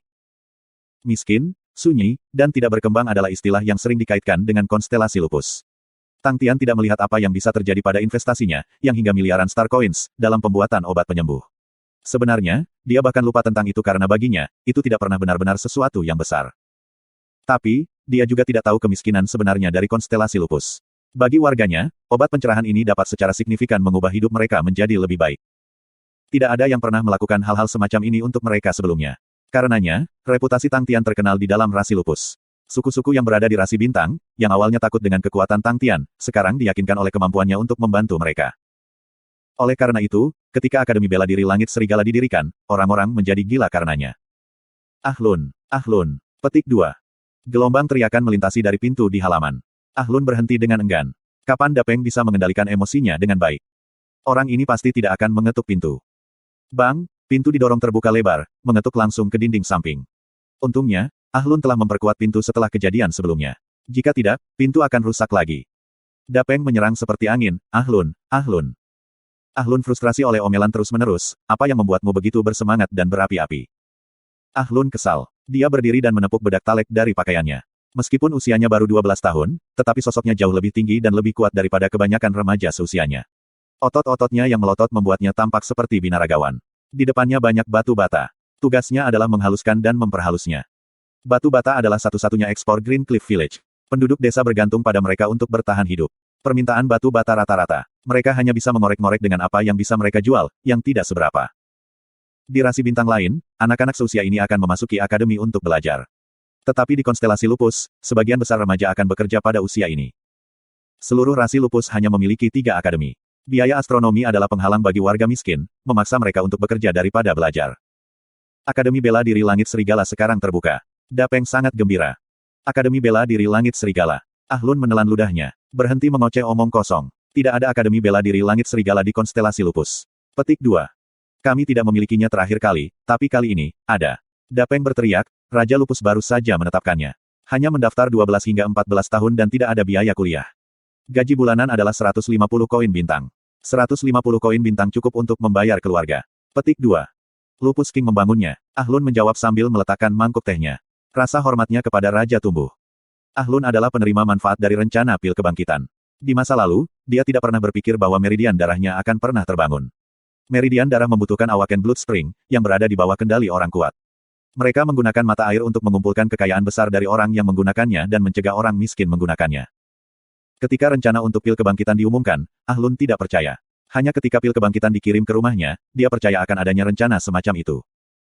Begitu meridian darahnya terbangun, dia merasakan kekuatannya naik secara eksponensial. Dia selalu menunggu perintah Raja Lupus untuk menerima wajib militer.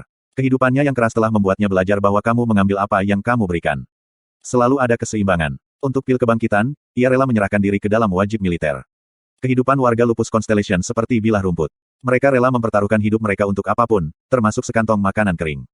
Untuk pil kebangkitan, mereka rela berkorban lebih banyak lagi. Tidak pernah ada Raja Lupus yang begitu murah hati. Untuk bekerja dan berkorban untuk raja seperti itu, aku tidak keberatan menyerahkan hidupku padanya. Ahlun bertekad, jika Raja Lupus akan memulai wajib militer, ia akan masuk. Namun, tidak ada konsep. Hanya ada pendaftaran siswa, bukan tentara. Akademi pelatihan. Ahlun diliputi kegembiraan. Dia tahu hanya orang kaya yang akan memasuki akademi pelatihan dan bahwa ada banyak guru besar yang akan mengajarkan teknik bela diri. Dalam benaknya, dia merasa bahwa akademi pelatihan akan mirip dengan surga yang dia rindukan. Ahlun, lebih cepat. Jangan terlambat. Dapeng membangunkannya, aku sudah mendaftar. Ahlun bergegas keluar untuk menyerahkan namanya.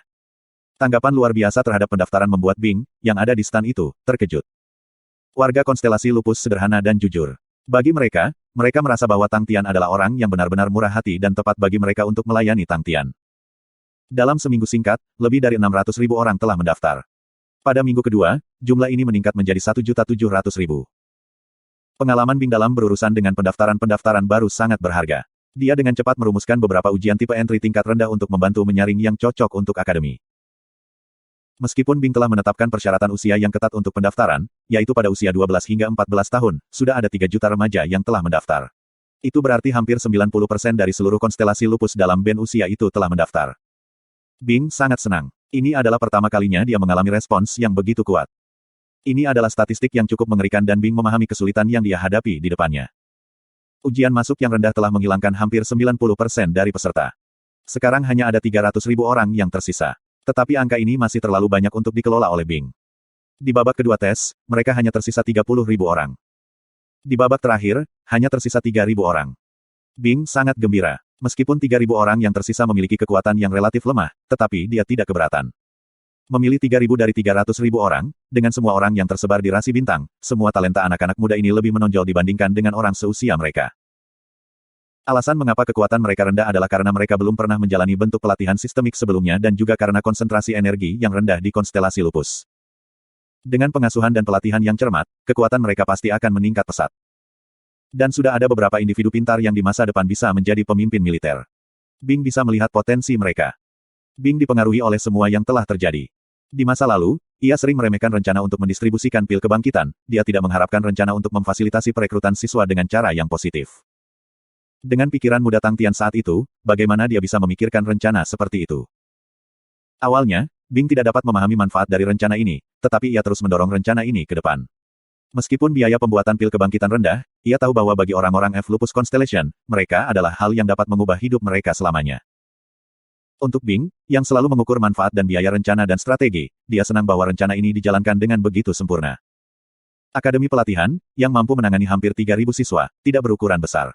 Itu dibangun di atas dasar fasilitas pelatihan bawah tanah. Tujuan utama dari fasilitas ini adalah untuk melatih kekuatan siswa. Karena konstelasi lupus memiliki konsentrasi energi yang rendah, itu jauh lebih sulit untuk meningkatkan kekuatan seseorang. Untuk mempercepat pelatihan, energi eksternal harus ditransfer. Pembuatan jubah energi terlalu mahal sementara ruang energi membutuhkan sejumlah besar siswa, yang akan sulit untuk dikelola. Bing dan Sai Lei mendiskusikan masalah ini untuk waktu yang lama sebelum memutuskan untuk mendirikan Energy Hall. Aula ini memiliki kapasitas 3.000 orang. Konsentrasi energi di dalam aula adalah 30 kali dari yang ada di luar, mencapai konsentrasi yang ditemukan pada rasi bintang yang berada di 10 balai Katulistiwa Istana Katulistiwa Celestial. Konsentrasi energi rendah di Lupus Concentration dan itu adalah yang terendah di antara 42 rasi bintang Southern Sky. Konsentrasi hanya pada 1% sementara 42 rasi bintang Southern Sky memiliki konsentrasi yang mencapai 5%. Konsentrasi pada Northern Sky Constellation sekitar 5 hingga 10%. 5 polar domain memiliki konsentrasi dari 10 hingga 20%. 10 balai Katulistiwa, ekuator surga memiliki konsentrasi sekitar 20 hingga 40%. Mirip dengan konstelasi Sextans, konsentrasi dapat mencapai 33% yang menakjubkan. Konsentrasi pada konstelasi ekliptik mencapai 50%. Leo Constellation telah mencapai konsentrasi yang lebih tinggi, yaitu 72%, yang merupakan jumlah yang sangat mengerikan. Bahkan jika konsentrasinya berbeda hanya 1%, dampak pada proses pelatihan dapat sangat terpengaruh. Karena pelatihan adalah proses yang panjang dan sulit, perbedaan kecil ini, dalam 10, 20 atau bahkan 50 tahun, akan menjadi signifikan. Alasan mengapa rasi bintang tidak dapat mengamankan seniman bela diri yang kuat terutama karena kurangnya konsentrasi energi. Untuk seniman bela diri yang ambisius, mereka lebih suka rasi bintang dengan konsentrasi energi yang tinggi. Para remaja Lupus Constellation tidak pernah mengalami konsentrasi energi sebesar itu. Karena pengalaman mereka dengan kemiskinan dan keinginan untuk berhasil, mereka sering berusaha keras dalam pelatihan. Bing bahkan tidak perlu mengawasi pelatihan mereka untuk memastikan mereka melakukan upaya. Bing sangat senang. Dia senang bahwa para remaja itu adalah pekerja keras. Meskipun kerja keras tidak menjamin bahwa kamu menjadi seniman bela diri yang kuat, setidaknya kamu pasti akan menjadi seniman bela diri yang baik. Satu-satunya hal yang mengkhawatirkan adalah konsumsi Star Rocks mereka cepat. Biaya pengoperasian Energy Hall menghabiskan sekitar 5 juta koin bintang setiap hari. Sebulan akan menelan biaya 150 juta koin bintang. Setahun akan menelan biaya 2 miliar koin bintang. Biaya ini hanya dari Energy Hall. Untuk latihan harian, latihan kekuatan hanyalah salah satu dari banyak komponen. Masih ada biaya pelatihan untuk pelatihan dengan kartu roh dan senjata bela diri mekanik. Dengan perkiraan kasar, Bing menemukan bahwa jika Akademi melanjutkan pelatihan dengan kekuatan sebesar itu dan pada intensitas ini, setiap tahun akan menelan biaya sekitar 100 miliar koin bintang. Bing terkejut. Bing mengetahui bahwa dia sekarang ditinggalkan dengan lubang besar di sakunya lagi. Sepertinya setiap rencana besarnya seringkali tidak sesuai anggaran dan sulit dikelola. Bing hanya merenungkan hal itu selama 3 detik dan memutuskan untuk melemparkan masalah ke samping. Biarkan orang bodoh yang menangani kekacauan itu sebagai gantinya. Hei, bisnis apa yang kamu miliki?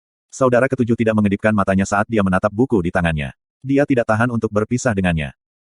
Zhang Minghe menjawab, sangat menakutkan, sangat menakutkan, sangat menakutkan. Apakah kamu tahu bahwa Tang Tian membunuh Ji Xiaoya? Ji Xiaoya, siapa dia? Saudara ketujuh mengangkat kepalanya dan menatapnya. Dia adalah artis bela diri peringkat emas dari cabang emas ke-13. Zhang Minghe menjawab dengan antusias, artis marsial peringkat emas, dia adalah artis marsial peringkat emas. Jahat, itu terlalu menyimpang. Petik 2. Oh, saudara ketujuh mengangguk setuju ketika dia balas menatap bukunya. Zhang Ming dia terkejut bahwa saudara ketujuh acuh tak acuh tentang hal itu, hei, bukankah kamu terkejut dengan berita itu? Ini adalah artis marsial peringkat emas. Seniman bela diri berperingkat emas. Petik 2. Ya. Saudara ketujuh menjawab berulang kali sambil masih menaruh perhatian pada buku itu. Zhang Minghe berlari ke arahnya seperti anak panah dan mencengkeram lehernya, beraninya kamu masih melihat buku itu. Wajah kakak ketujuh bengkak merah saat matanya melebar-lebar. Dia mengangkat tangannya untuk memberi isyarat kepada Zhang Minghe untuk melepaskan tangannya. Zhang Ming dia bisa melihat bahwa saudara ketujuh tercekik.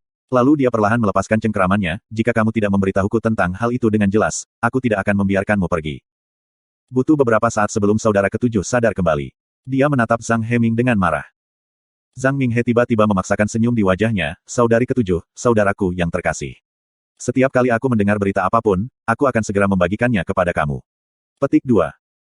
Saudara ketujuh tahu bahwa tidak ada gunanya bertengkar dengannya, dan menjawab, apakah kamu tidak bisa mengalahkan artis bela diri peringkat emas? Zhang Minghe menyatakan, iya. Itu tergantung. Jika itu hanya sesi sparring normal, maka aku mungkin masih bisa menang. Tetapi jika itu adalah pertempuran sampai akhir, di mana nyawa dipertaruhkan, maka aku akan kalah. Seniman bela diri itu adalah pertempuran gila. Petik 2. Bagaimana dengan Six Brother Ye? Seharusnya sama denganku. Itulah alasan mengapa kamu terkejut, benar. Seven Brother bertanya, karena kamu belum pernah melihat Tang Tian sebagai yang sederajat. Meskipun Tang Tian berhasil menyakiti saudara keenam Ye terakhir kali, kamu masih memandang rendah kemampuannya. Kamu tidak pernah merasa bahwa kalian mungkin memiliki tingkat kekuatan yang sama. Petik 2. Zhang Minghe tidak senang dengan komentar itu, aku akui bahwa Tang Tian memiliki potensi yang luar biasa. Tetapi aku tidak percaya bahwa kekuatannya setara dengan kekuatan aku. Bahkan jika itu setara, dia seharusnya tidak bisa mengalahkan artis marsial peringkat emas. Petik 2. Broter ketujuh memberinya pandangan sekilas, aku akan melihat video yang kamu berikan kepada aku di lain waktu. Aku akan menganalisisnya dan memberitahu aku kesimpulan aku. Petik 2. Zhang Ming dia tahu bahwa saudara ketujuh akan mengkritiknya. Dia dengan cepat menutupi telinganya untuk mengantisipasi itu. Seven Broter memberitahunya, dia adalah seniman bela diri yang lahir untuk bertarung. Seorang seniman bela diri yang dilahirkan untuk berperang. Zhang Ming dia terkejut. Dia pikir dia salah dengar. Bukankah itu pujian yang sangat positif? Bahkan Tang Tian tidak akan mendapatkan itu darinya. Jika kamu pernah bertemu Tang Tian di masa depan, berhati-hatilah. Saudara ketujuh memperingatkannya, keinginannya untuk menang sangat kuat. Aku belum pernah melihat hal seperti itu di seniman bela diri lain sebelumnya. Apakah dia lebih baik dari saudara keenam Ye? Zhang Minghe bertanya dengan nada rendah saat senyumnya menghilang. Mereka berbeda. Saudara ketujuh menjawab, saudara keenam tidak mendambakan kemenangan. Dia mendambakan, sebaliknya, untuk sensasi yang memisahkan seseorang dari hidup dan mati. Ini mirip dengan obat. Jika kamu pernah melihat ekspresi Six Brother Ye dari cedera, kamu dapat melihat bahwa dia sangat menikmatinya. Petik 2. Zhang Minghe mengangguk setuju, penilaian Six Brother oleh Seven Brother sangat rinci dan akurat. Tapi Tang Tian berbeda. Dia hanya mengejar kemenangan. Tidak peduli apa situasinya, kekalahan tidak pernah menjadi pilihan baginya. Meskipun dia mungkin tidak memiliki kekuatan besar, dia memiliki bakat bawaan dalam hal pertempuran. Bakat mengejutkan untuk bertempur ini, memungkinkannya memiliki intuisi seperti binatang buas dan ketenangan iblis. Aku selalu berpikir bahwa dua sifat ini tidak akan pernah bisa digabungkan. Tapi, Tang Tian telah membuktikan aku salah. Petik 2. Zhang Minghe menggelengkan kepalanya, bahkan jika itu masalahnya, masih mustahil baginya untuk membasmi artis bela diri yang berperingkat emas. Saudara ketujuh tertawa, ini adalah sifat yang sering diabaikan orang. Sifat apa itu? Zhang Minghe bertanya. Kecepatan peningkatannya, akan selalu melebihi harapan orang. Zhang Minghe tertegun karenanya. Saudara ketujuh melanjutkan setelah melihat ekspresi terkejut darinya, ada sesuatu yang selalu ingin aku katakan. Hari ini adalah kesempatan yang tepat. Petik 2. Zhang Minghe mengingat kembali perhatiannya dan berkata, saudari ketujuh, apakah kita masih perlu menyembunyikan sesuatu dari satu sama lain?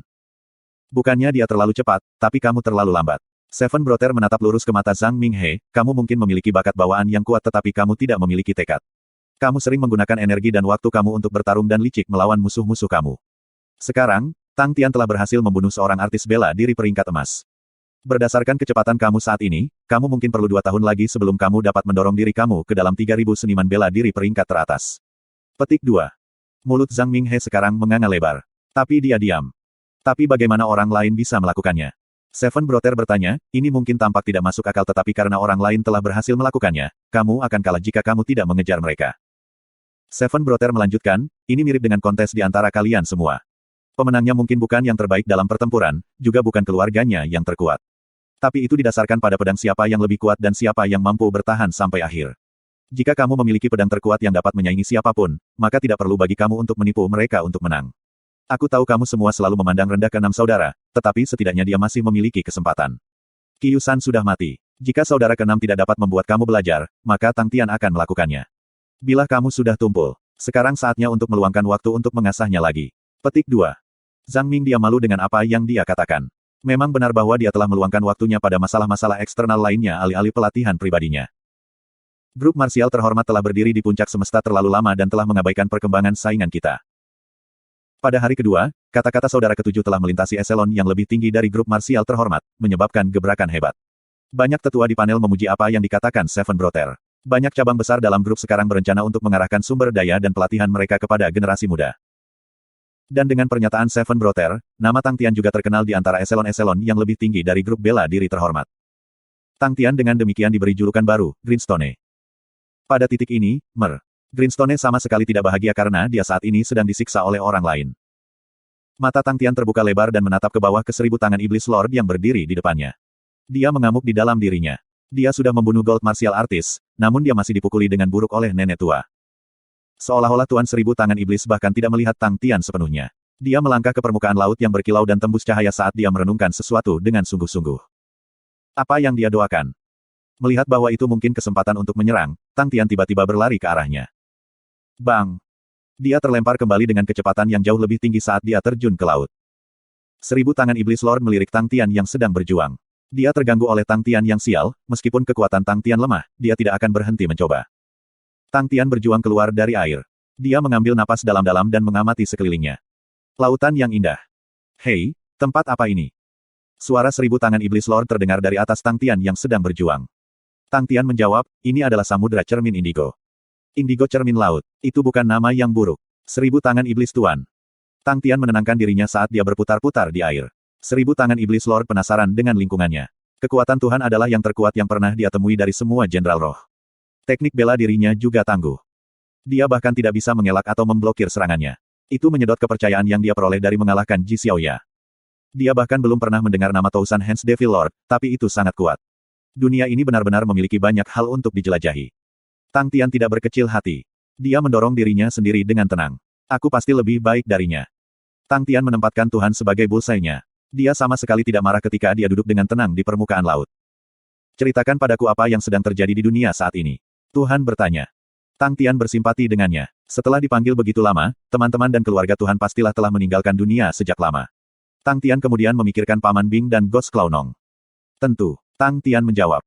Seribu tangan iblis Lord terkejut ketika dia mengangkat kepalanya. Dia bisa melihat ketulusan di mata Tang Tian. Dia berjalan menuju Tang Tian dan duduk di sampingnya. Tang Tian kemudian memulai ceritanya. Keduanya membingungkan dan tidak memiliki urutan kronologis. Petik 2. Biarkan aku memberitahumu, pada saat itu, Qian Hui sangat kuat. Lalu aku menemukan bahwa aku adalah seorang jenius dalam teknik bela diri. Qian Hui benar-benar memperhatikan bakat, hahaha. Petik 2. Petik 2. Nyamuk sapi juga tangguh. Setelah dia menguasai Wild Earth Blade, maka kita akan bertarung lagi. Petik 2. Petik 2. Susu kecil menyenangkan untuk bersama, begitu juga Kren. Tapi Kren lebih licik. Haha, aku sudah lama melihat mereka. Petik 2. Jiwa Onyx sangat kuat, begitu juga kelompok bela diri terhormat. Apakah mereka ada selama waktu kamu? Mereka lakukan. Wow, mereka sebenarnya sangat kuat. Petik 2. Tuhan mendengarkan dengan penuh perhatian ketika ekspresinya berubah selama seluruh percakapan dengan Tang Tian. Pandangannya terhadap Tang Tian menjadi lebih hangat dan ramah dari sebelumnya. Terutama ketika Tang Tian membual tentang dirinya dengan bangga sebagai anak muda yang seperti Tuhan, Dewa Seribu Tangan Iblis mengeluarkan senyum lembut di ujung bibirnya. Dia bersukacita telah bertemu seorang remaja di tempat yang sunyi dan menakutkan di tengah lautan. Setelah berbicara begitu lama, Tang Tian merasa bahwa dia telah menjelaskan seluruh sejarah dengan baik kepada Tuhan. Dia berhenti dan melirik Tousan Hands Devil Lord, hei, apakah kamu benar-benar mengerti apa yang aku katakan? Ya, aku lakukan. Tuhan mengangguk. Di cakrawala, sinar cahaya menembus laut yang tenang. Apakah matahari terbit? Apakah aku akan menghilang? Lautan yang menakutkan. Hahaha, aku tahu kamu mengerti. Tang Tian sangat gembira. Seribu tangan iblis Lord menjawab, Tang Tian, apakah kamu ingin belajar tangan iblis seribu cliff? Tentu saja aku mau. Tang Tian menjawab tanpa ragu-ragu, bisakah kamu mengajari aku? Tuhan tersenyum dan menunjuk ke laut, itu akan mengajarimu. Melihat ekspresi kosong Tang Tian, dia melanjutkan tanpa menjelaskan, Tang Tian, apakah kamu bersedia membantu aku dengan sesuatu? Tentu, apa saja. Tang Tian menjawab dengan kosong. Dia merasa bahwa Tuhan adalah orang yang masuk akal dan ramah setelah berbicara. Jika kamu pernah pergi ke Constellation Sextans, pergi ke Pagoda City. Ada sebuah keluarga dengan nama belakang Feng, dan mereka memiliki leluhur bernama Feng Yan-er. Jika kamu dapat menemukan keluarga ini, bisakah kamu memberikan teknik bela diri ini kepada mereka? Tuhan bertanya pada Tang Tian. Dia tahu bahwa permintaannya sedikit terlalu menuntut mengingat kesulitan untuk mencapainya. Baik. Tang Tian mengangguk, jika aku pergi ke rasi bintang Sextans, aku pasti akan pergi ke Merlin City, tetapi jika aku tidak mendapatkan kesempatan untuk pergi ke sana, aku tidak bisa berjanji kepada kamu bahwa aku dapat membantu kamu dengan itu. Petik 2. Terima kasih untuk bantuannya. Seribu tangan iblis Lord cerah. Langit semakin cerah saat matahari perlahan naik melintasi cakrawala. Lampu yang menyilaukan memaksa Tang Tian untuk menyipitkan matanya. Dia bisa mendengar Tuhan berteriak kepadanya dari kejauhan, Tang Tian, kamu harus ingat. Saat menguasai seribu tangan iblis-iblis, jangan biarkan matamu menipumu. Petik 2. Begitu suara itu memudar, Tuhan tiba-tiba menghilang dari mata Tang Tian. Ilusi memesona dan indah dari samudera cermin indigo tiba-tiba berubah tepat di depan Tang Tian. Andre dan Yuan Ji menatap rekaman itu dengan seksama. Pertempuran antara Tang Tian dan Ji Xiaoya disaksikan oleh banyak orang. Ada beberapa penonton yang berhasil merekam video adegan pertarungan. Andre dan Yuan Ji telah menghabiskan uang untuk mencoba dan membeli semuanya. Aku tidak tahu harus berkata apa. Andre tersenyum pahit, aku tidak bisa memahami situasinya dan mengapa Tang Tian bisa menang. Dia seharusnya tidak memiliki kesempatan sedikit pun untuk menang. Petik 2. Yuan Ji memiliki pengalaman lebih dari Andre. Ekspresinya berubah ketika dia berbicara dengan nada yang lebih serius, tidak. Lihatlah detailnya lagi. Awalnya, sepertinya Tang Tian dalam posisi yang tidak menguntungkan tetapi dia tidak pernah terluka. Dia sangat analitis dalam menilai kemungkinan bahaya yang ditimbulkan oleh musuh-musuhnya. Ini sangat jarang bagi seniman bela diri. Petik 2. Andre mengamati kembali kaset-kaset itu, dengan hati-hati memperhatikan detail yang telah dia lewatkan. Kemudian dia mengangguk setuju, ya, kamu benar. Sepertinya dia memiliki kemampuan untuk memprediksi bahaya yang akan datang sebelum itu bisa terjadi. Dia memiliki intuisi yang sangat kuat. Petik 2. Betul. Untuk dapat menahan dan menghindari semua serangan Ji Xiaoya, ia harus memiliki penilaian yang luar biasa di medan perang. Beberapa seniman bela diri memiliki tingkat intuisi ini. Yuan Ji berkata, ini adalah alasan mengapa Tu Zisan memandangnya. Jika klannya memiliki anggota seperti itu, kekuatan klan akan sangat meningkat. Petik 2. Ya, kamu benar. Andre menjawab. Tapi yang mulia, kamu tidak perlu memandang Tang Tian sebanyak Tu Zisan. Teknik terakhirnya untuk mengalahkan Ji Xiaoya adalah kekuatan murni. Tidak ada strategi yang terlibat. Jika salah satu dari serangan Ji Xiaoya memukulnya, Tang Tian akan mati. Yuan Ji menjelaskan, Ji Xiaoya terlalu meremehkannya. Jika itu adalah seniman bela diri lain, Ji Xiaoya mungkin tidak akan membuat kesalahan yang sama. Petik 2. Ji Xiaoya benar-benar meremehkannya. Andre setuju. Mungkin ada langkah-langkah kemenangan yang tidak terduga, tetapi jelas bukan jalan yang benar. Yang mulia, jangan tersentuh oleh kemenangan Tang Tian. Yang mulia memiliki sumber daya yang andal dan orang-orang, yang kamu butuhkan adalah orang yang bisa bertarung dengan kekuatan dan disiplin. Kemenangan seperti Tang Tian, tidak ada artinya. Yuan Ji menjelaskan dengan sungguh-sungguh dan dengan sedikit peringatan. Andre menjawab, apa yang dikatakan Master Yuan, aku akan selalu ingat dalam hati aku. Yuan Ji tersenyum. Meskipun Andre masih muda, tetapi setiap aspek dari keterampilan dan kekuatannya semuanya luar biasa.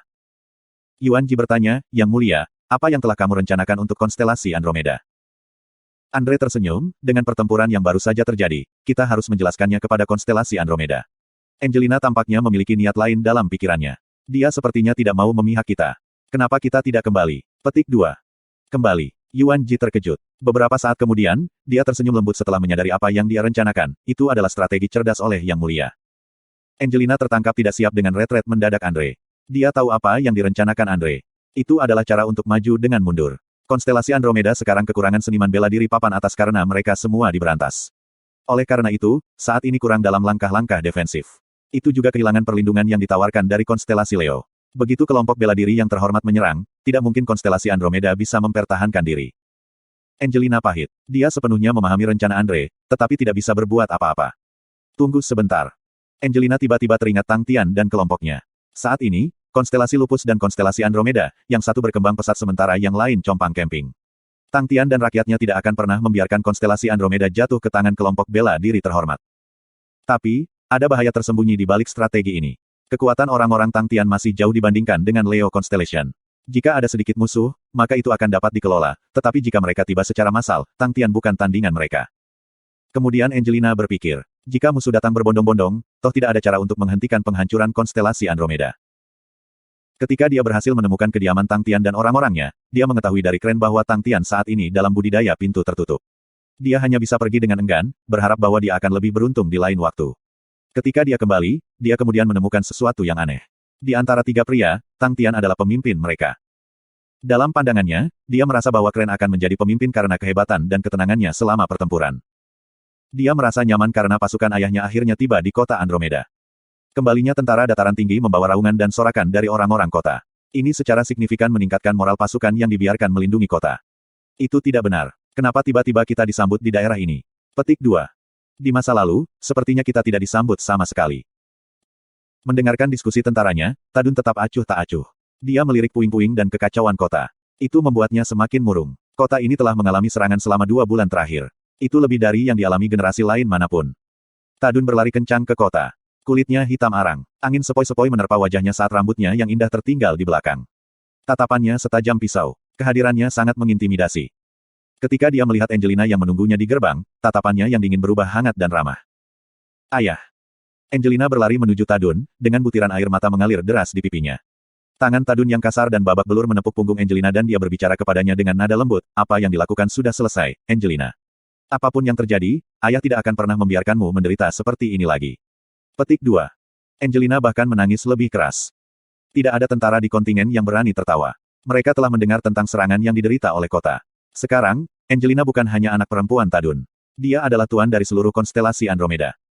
Setelah mencurahkan emosinya yang terpendam, Angelina berhenti menangis ketika dia melirik kerumunan di depannya. Dia malu karena menangis di depan umum. Dia dengan cepat meraih tangan ayahnya dan menyeretnya kembali ke istana. Begitu mereka sampai di rumah dan menyelesaikan makan malam mereka, Angelina membawa ayahnya ke perpustakaan dan menjelaskan kepadanya detail dari apa yang terjadi selama periode yang penuh gejolak ini. Saat Tadun mendengar cerita itu, dia mengepalkan tinjunya dengan marah. Tetapi setelah mendengar bahwa putrinya terlibat dalam ledakan di Istana Andromeda, dia diam tentang hal itu. Setelah mendengar orang misterius yang membunuh Kyusan, hatinya menjadi dingin. Peristiwa yang terjadi adalah sesuatu yang belum dialami Angelina sebelumnya. Mereka trauma. Tadun tampak acuh tak acuh terhadapnya. Tapi begitu dia mendengar tentang 100 binatang energi plus, dia bersinar, apakah kamu memberikan binatang ini kepada siapapun? Tidak, aku tidak melakukannya. Angelina menjawab dengan cepat. Tadun sangat gembira, 100 binatang buas energi akan memberi kita sekitar 100 buah Andromeda Treasures. Jika aku bisa memperlengkapi mereka dengan pasukanku, maka bahkan jika kita bertemu dengan seniman bela diri peringkat emas, kita tidak akan takut pada mereka. Petik 2. Betulkah? Angelina terkejut tetapi gembira. Artis marsial berperingkat emas dari grup marsial terhormat telah membuatnya gelisah. Hanya beberapa seniman bela diri peringkat emas diperlukan untuk menghancurkan seluruh konstelasi Andromeda. Iya, Tadun mengangguk dengan sungguh-sungguh, jika mereka hanya harta biasa, mereka tidak akan memiliki efek seperti itu. Tetapi harta yang dibuat dengan energi bis cocok untuk peralatan militer. Pikir tentara saat ini dilengkapi dengan harta karun tersebut, dan mereka tetap harta yang baik, tetapi mereka tidak sekuat yang dibuat dari energi bis. Bahkan dengan harta saat ini yang kita miliki, tentara dataran tinggi sudah menjadi pasukan terkuat di 19 benua Sky Utara. Dengan harta energi bis, kekuatan kita akan meningkat beberapa ratus kali. Petik 2. Angelina sangat senang dengan itu, mereka masih memiliki banyak energi bis. Mereka hanya menjual 100 saja. Petik 2. Tadun jauh lebih pengalaman dari Angelina, dia mengangguk, sepertinya kita ada di halaman yang sama. Kami tidak yakin apa yang ingin mereka jual atau mereka berencana untuk melengkapi pasukan mereka dengan mereka. Jika mereka akan menjual, maka kita akan membeli semuanya. Kami perlu bernegosiasi dengan mereka. Petik 2. Apalagi yang bisa kita lakukan? Angelina bertanya. Kita harus lebih cepat memurnikan binatang buas ini menjadi harta untuk melengkapi pasukan kita. Tadun menjawab, kami membutuhkan mereka untuk perlindungan kami sendiri. Aku akan pergi kalau begitu. Angelina berdiri dan berlari keluar dari halaman. Tadun mengikuti dari belakang. Dia membawa satu peleton pasukan dan menyerbu ke dalam hutan. Tuan, kemana kita akan pergi? Komandan peleton, Xiao Xiyun, bertanya. Dia adalah pria tangan kanan setia Dun Dun. Xiyun senang bahwa mereka dapat membantu menghentikan pemberontakan yang akan terjadi. Kita akan pergi dan melihat tentara lupus. Tadun menjawab. Xiao Xiyun kaget. Tentara lupus dianggap oleh banyak orang sebagai salah satu yang terkuat di seluruh alam semesta. Sebagian besar akan setuju bahwa kekuatan tentara lupus telah melampaui kekuatan tentara lain di langit utara. Senang mendengarnya. Xiao Xiyun menjawab, kita semua bersemangat. Kami tidak akan membiarkan mereka meremehkan kami. Jika ada di antara kita yang menjatuhkan bola, aku pribadi akan menghukum mereka. Petik 2. Setelah mendengar kata-katanya, setiap prajurit menjadi lebih waspada. Semangat mereka meningkat secara signifikan. Ada banyak seniman bela diri yang tidak yakin bahwa tentara lupus sama baiknya dengan reputasi yang dianggap berasal darinya. Di mata mereka, para pemula yang mengisi tentara lupus tidak layak disebut pasukan sama sekali. Di Angkatan Darat Flat, masing-masing prajurit setidaknya telah melayani selama 5 tahun. Tak satu pun dari mereka memandang ke arah para prajurit Angkatan Darat Lupus. Lebih jauh, konstelasi lupus miskin dan sunyi.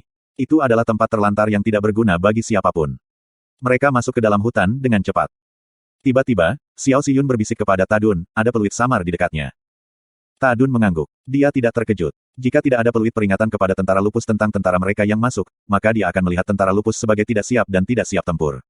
Dia berbalik ke arah Xiao Xiyun, membalas peluit mereka. Kami tidak ingin ada kesalahpahaman. Petik 2. Xiao Xiyun berteriak ke arah suara peluit, Komandan Tentara Dataran Tinggi, Tadun, ingin mengunjungi Komandan Tentara Lupus. Mohon kirimkan salam kami. Petik 2. Seorang pengintai dari Angkatan Darat Lupus melompat keluar dari semak-semak lebat, silakan ikut aku. Komandan menunggumu. Petik 2. Dia berlari maju, memimpin jalan untuk Tadun. Mengikuti dari belakang, mereka segera mencapai perkemahan Tentara Lupus. Tadun dan Xiao Xiyun saling bertukar pandang. Meskipun perkemahan tampaknya tidak siap, seolah-olah itu didirikan sehari sebelumnya, resimenasi yang ketat dan profesionalisme pasukan dapat diamati. Sebagian besar pasukan saat ini berlatih, meneriakkan tangisan dengan setiap serangan beruntun ke udara. Mereka melihat sekeliling pada pasukan pelatihan di sekitar mereka. Kekuatan pasukan ini rata-rata. Mereka bahkan tidak akan bisa memasuki tentara dataran tinggi dengan standar ini. Para prajurit tentara dataran tinggi mengekspresikan sikap merendahkan mereka di wajah mereka. Tiba-tiba, perhatian Tadun beralih ke panggilan yang diarahkan padanya dari belakang. Dia berbalik ke arah. Sekelompok kavaleri yang sedang berlatih di lapangan kosong di kejauhan menarik perhatian Tadun. Kelompok 18 kalvari ini mulai menyerang sasaran yang jaraknya 600 meter. Ketika mereka mencapai 200 meter dari target, mereka telah mencapai kecepatan maksimum sambil mengeluarkan teriakan perang yang mengintimidasi. Meskipun mereka telah menyerbu jauh, formasi mereka tetap rapi dan teratur. Formasi itu sempurna. Tadun menghela nafas panjang. Star Spirit Horses telah mencapai kecepatan maksimumnya. Untuk dapat menjaga mereka dalam formasi tertib pada kecepatan tinggi seperti itu sangat menantang. Kavaleri menyerang lurus ke depan seperti tombak yang menakutkan. Jika musuh tepat di depan serangan, dia hanya bisa melihat pejuang depan yang memimpin serangan. Kavaleri yang lain akan dikaburkan olehnya. Yang mengejutkan Tadun juga adalah bahwa kuda-kuda roh bintang ini berderap dengan langkah berirama. Dia sedang merenung jika dia menghadapi serangan seperti itu, apa yang bisa dia lakukan untuk melawannya. Kekuatan yang tertib dan tangguh. Itu menakutkan. Tiba-tiba, ledakan seperti suara guntur menembus udara. Membunuh mereka. Tadun terkejut. Dia hanya bisa melihat banyak sinar yang dipancarkan dari serangan pedang. Setiap serangan disertai dengan teriakan perang yang keras. Pisau panjang akan memotong di udara, menciptakan swoosh yang menggelegar. Serangan mereka mendarat dengan akurat di pusat target mereka. Bang! Target hancur berkeping-keping. Ekspresi Tadun berubah. Setelah menyelesaikan serangan ofensif mereka, kavaleri memperlambat langkah mereka. Tanpa membubarkan atau mengganggu formasi mereka, mereka berlari menyusuri jalan setapak dengan rapi. Wajah sersan Tang Yi menjadi hitam. Kavaleri berhenti tepat di depannya. Mereka diam karena takut pada Tang Yi. Ada apa dengan itu? Tang Yi bertanya pada kuli. Tentara yang memimpin serangan menjawab dengan berani, kombinasi akhir serangan pisau tidak dieksekusi dengan sempurna dalam koordinasi. Jika kombinasi terakhir dari serangan dieksekusi dengan sempurna, serangan Blade akan sangat meningkatkan konsentrasi kekuatan, membuatnya jauh lebih mematikan. Target akan diiris rapi menjadi dua dan tidak menjadi berkeping-keping. Meskipun tampilan target yang hancur berkeping-keping memang terlihat mengerikan, tetapi jelas bahwa kekuatan yang diberikan oleh kavaleri tidak terkonsentrasi dan sinkron. Beri aku 50 tagihan lagi. Tang Yi menjawab dengan tenang. 10 pria itu tidak ragu-ragu atau menggerutu, iya. Tang Yi berbalik untuk menghadapi kelompok kavaleri lain dan mengabaikan yang baru saja dia nilai selanjutnya. Tadun menyaksikan seluruh proses pelatihan kavaleri. Bahkan anak buahnya kagum. Pandangan awal mereka yang merendahkan tentang tentara lupus kini telah memudar. Tadun kembali tenang dan memandang Xiao Xiyun, bagaimana? Xiao Xiyun menjawab, 1 lawan 1, kita akan menang. Jika ada angka yang lebih tinggi dari 10 melawan 10, mereka akan menang. Setelah menganalisis tuduhan dan serangannya, ia mengambil kesimpulan ini di dalam hatinya. Tadun termenung dalam diam. Dia tidak terkejut dengan penilaian Xiao Xiyun. Mereka adalah sekutu kita. Semakin kuat kita, mereka akan mendapat manfaat darinya juga. Tadun menjawab, betul. Dengan masalah yang mengganggu konstelasi Andromeda, semakin kuat sekutu dari kekuatan yang berbeda, semakin aman setiap orang sebagai satu kelompok. Setelah menyelesaikan pelatihan, Tang Yi mengalihkan perhatiannya ke Tadun dan anak buahnya, apa yang bisa aku lakukan untuk kalian semua? Xiao Xiyun tidak senang dengan tindakan Tang Yi karena dia merasa bahwa Tang Yi tidak menghargai mereka. Bagaimanapun, mereka adalah tamu. Mereka bahkan tidak menawarkan salam dan menyambut mereka untuk minuman di dalam batas. Tadun diam-diam menilai Tang Yi. Itu adalah pertama kalinya dia melihat spirit military leader memimpin pasukan. Itu pemandangan yang tidak biasa. Banyak orang merasa bahwa Jenderal Roh dipanggil untuk menjadi pelayan pasukan, bukan pemimpin. Sebagian besar pejuang dipenuhi dengan kebanggaan. Siapa yang akan mengizinkan seorang pelayan untuk memerintahkan mereka, mereka bahkan tidak akan mengorbankan hidup mereka untuk seorang komandan jika itu adalah Jenderal Roh. Tapi Tadun bisa melihat bahwa tentara lupus memperlakukan Tang Yi dengan hormat. Dia bertanya, Jenderal Tang, apa yang kamu sebut tuduhan ofensif yang baru saja kamu latih? Tolong jangan panggil aku Jenderal. Pangkat tentara aku adalah dari petugas waran. Tang Yi mengoreksi Tadun dan melanjutkan, kami saat ini sedang melatih tuduhan yang disebut biaya tombak berat. Heavy Lance Charge adalah taktik militer khusus yang dirancang hanya untuk Angkatan Darat Lupus. Karena meridian darah dalam masing-masing warga Lupus Constellation dibangunkan, mereka dapat berkomunikasi satu sama lain melalui telepati. Tetapi mereka hanya bisa melakukan ini secara berpasangan. Karenanya, Heavy Lance Charge adalah strategi ofensif yang cocok untuk mereka. Meskipun Angkatan Darat Lupus dianggap sebagai pasukan pakan meriam di mata Bing, namun dedikasi dan hasrat Tang Yi dalam melatih pasukannya tidak hilang oleh Bing. Bing memiliki standar tinggi untuk pasukannya. Dialah yang merumuskan taktik pertempuran ini yang cocok dengan tentara lupus dalam pertempuran. Tadun mengangguk. The Heavy Lance Charge pasti adalah pembuka mata. Tapi Tadun lebih peduli dengan apa yang dikatakan Tang Yi tentang dia menjadi petugas-petugas. Ada banyak rasi bintang di alam semesta dengan berbagai hierarki manajemen di militer. Tetapi di salah satu rasi bintang itu, seorang pejabat waran dalam pasukan dianggap posisi yang relatif rendah dan jelas tidak dapat memimpin pasukan. Tetapi dari perspektif ini serta sistem peringkat mereka, mungkin terlihat bahwa pasukan mereka mungkin jauh lebih besar dan lebih kuat dari yang diharapkan jika seseorang kaliber Tang Yi hanyalah seorang perwira militer belaka. Tadun dan Xiao Xiyun saling bertukar pandang. Xiao Xiyun yang lucu juga memikirkan hal ini. Keduanya terpana dengan kemungkinan ini. Aku di sini untuk bertanya mengapa pasukan kamu memutuskan untuk menyerang dan menduduki konstelasi Andromeda. Tadun tidak tergoyahkan oleh unjuk kekuatan sebelumnya selama pelatihan mereka, ini adalah konstelasi Andromeda. Kamu bahkan tidak meminta izin aku untuk masuk dan membangun perkemahan tanpa pesanan aku. Petik 2. Tang Yi meliriknya dengan cepat, apa yang kamu katakan tidak berada dalam wewenang aku. Aku di bawah perintah Tang Tian. Jika kamu memiliki keluhan, kamu harus mendekatinya sebagai gantinya. Aku memiliki tugas militer untuk dijalankan. Tolong maafkan aku. Setelah menyelesaikan kata terakhirnya, Tang Yi pergi. Tadun sangat marah. Dia keluar dari perkemahan. Aku telah memandang rendah mereka sebelumnya, dan aku bersalah atas tabu meremehkan musuh. Xiao Xiyun malu dengan kesalahannya.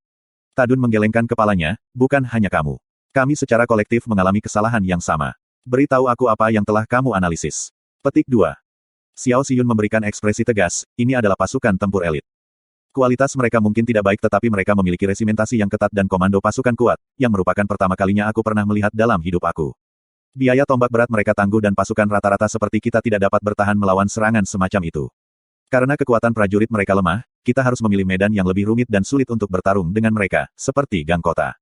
Ini akan meningkatkan keunggulan kita daripada mereka. Peralatan mereka juga di bawah standar dibandingkan dengan milik kita, membuat kesempatan mereka untuk bertahan hidup dalam pertempuran relatif rendah. Singkatnya, pasukan ini memiliki bentuk taktik yang sangat ekstrim. Serangan mereka sangat tangguh tetapi kesempatan mereka untuk bertahan hidup dalam pertempuran yang berkepanjangan rendah. Petik 2. Itu adalah kesimpulan analitis yang sangat rinci. Tadun mengangguk, bagaimana jika mereka dilengkapi dengan peralatan kita? Tingkat kelangsungan hidup mereka akan sangat meningkat. Xiao Xiyun menjawab tanpa ragu-ragu. Bagaimana jika mereka dilengkapi dengan harta karun? Tadun bertanya langsung. Xiao Xiyun bertanya-tanya, apakah kamu memberitahu aku bahwa mereka mungkin memiliki energi binatang dengan mereka? Tadun menjawab, kami akan menjadi orang yang memasok energi binatang. Xiao Xiyun tertegun. Dia tersenyum pahit, maka pasukan ini akan menjadi tangguh dan menakutkan. Tadun terdiam beberapa saat sebelum menjawab, tetangga kita jauh lebih kuat dari yang kita harapkan, keberhasilan mereka dapat diterjemahkan menjadi berita baik atau buruk bagi kita. Hanya waktu yang akan memberitahu. Xiao Xiyun berseru, untungnya prajurit individu mereka tidak kuat. Konstelasi lupus lemah. Petik 2. Iya, Tadun menjawab. Di dalam perkemahan, Tang Yi mendengar laporan pengintainya, mereka telah pergi. Tang Yi melambaikan tangannya, bersiaplah untuk pertempuran. Dia berbalik dan menyerbu ke tengah-tengah perkemahan.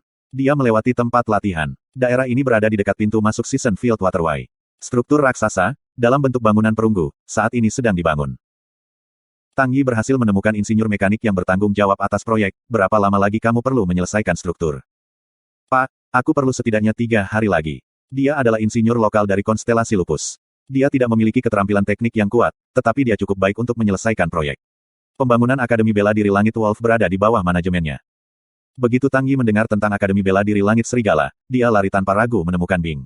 Dia meminta energi hall yang lebih kecil untuk dibangun. Masalah terbesar yang dihadapi Angkatan Darat Lupus saat ini adalah kekuatan para pejuangnya lemah. Ruang energi adalah solusi untuk masalah ini. Bing tidak bisa menolak permintaan ini. Tapi dia memberitahu Tang Yi bahwa untuk pengeluaran tambahan, dia harus pergi dan bertanya pada Tang Tian sendiri. Tang Yi setuju.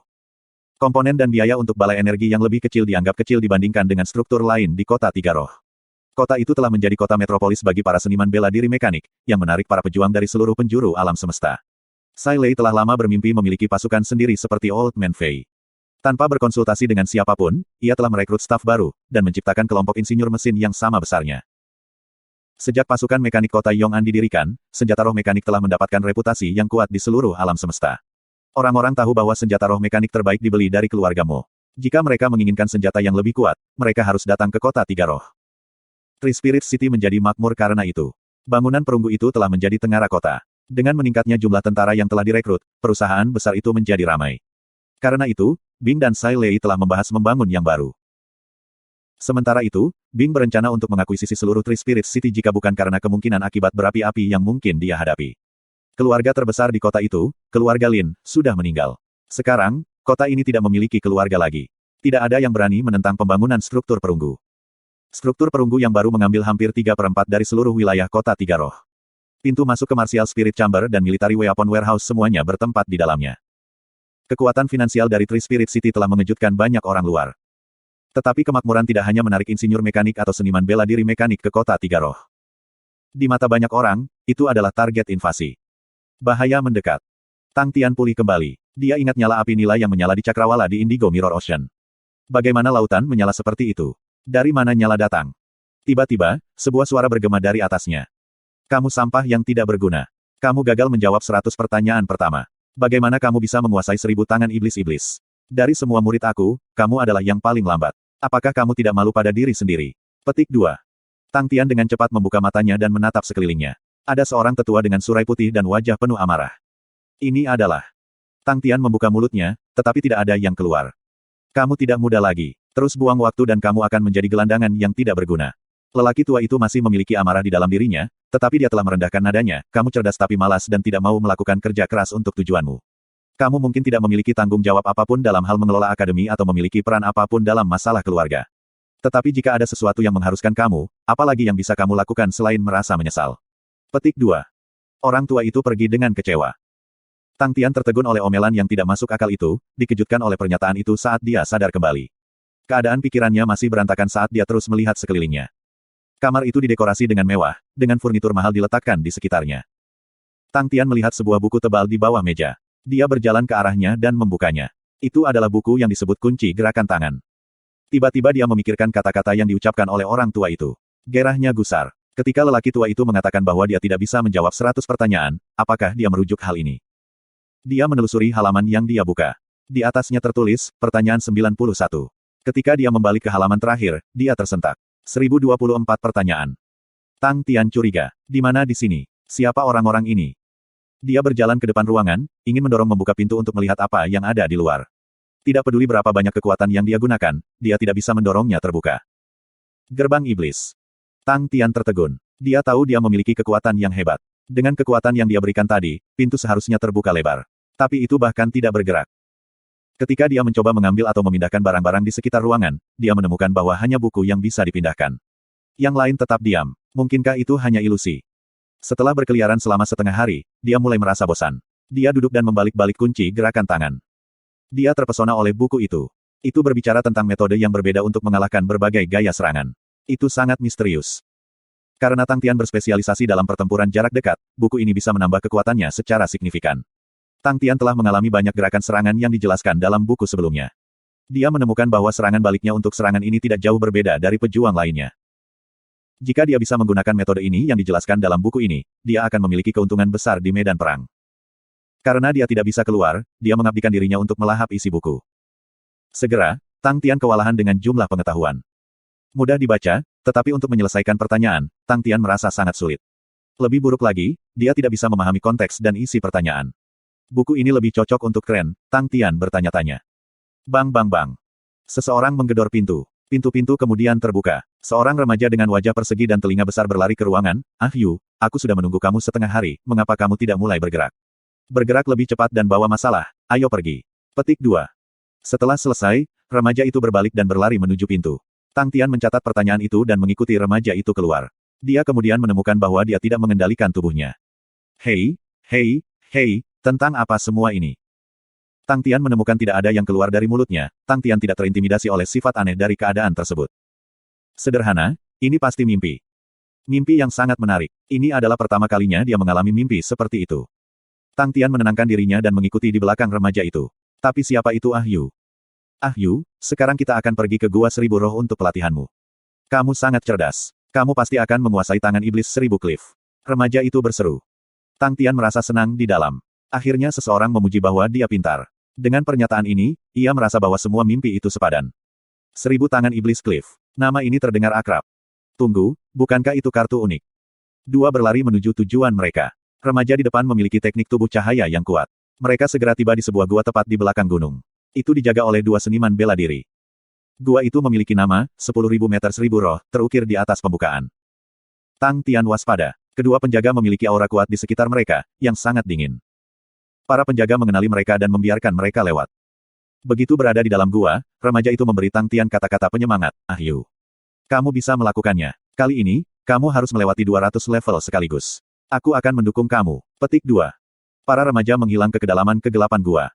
Tang Tian merasakan kehangatan tiba-tiba memeluknya. Dia ingat waktunya di Akademi Karamel di mana dia dan nyamuk sapi sering saling mendorong selama pelatihan. Sedihnya, dia tidak bisa mengucapkan sepatah kata pun. Dia mengikuti remaja itu. Begitu jauh di dalam, Tang Tian merasa bahwa visinya memburuk. Sekarang kabur. Saat dia berjalan menyusuri lorong yang lurus, dia bisa melihat balok batu besar setiap 10 meter. Di samping setiap batu berdiri seorang jenderal roh. Di ujung lorong, dia bisa melihat banyak jenderal roh berbaris. Jangan beritahu aku bahwa 1000 meter Stousan Spirit memiliki 1000 jenderal roh.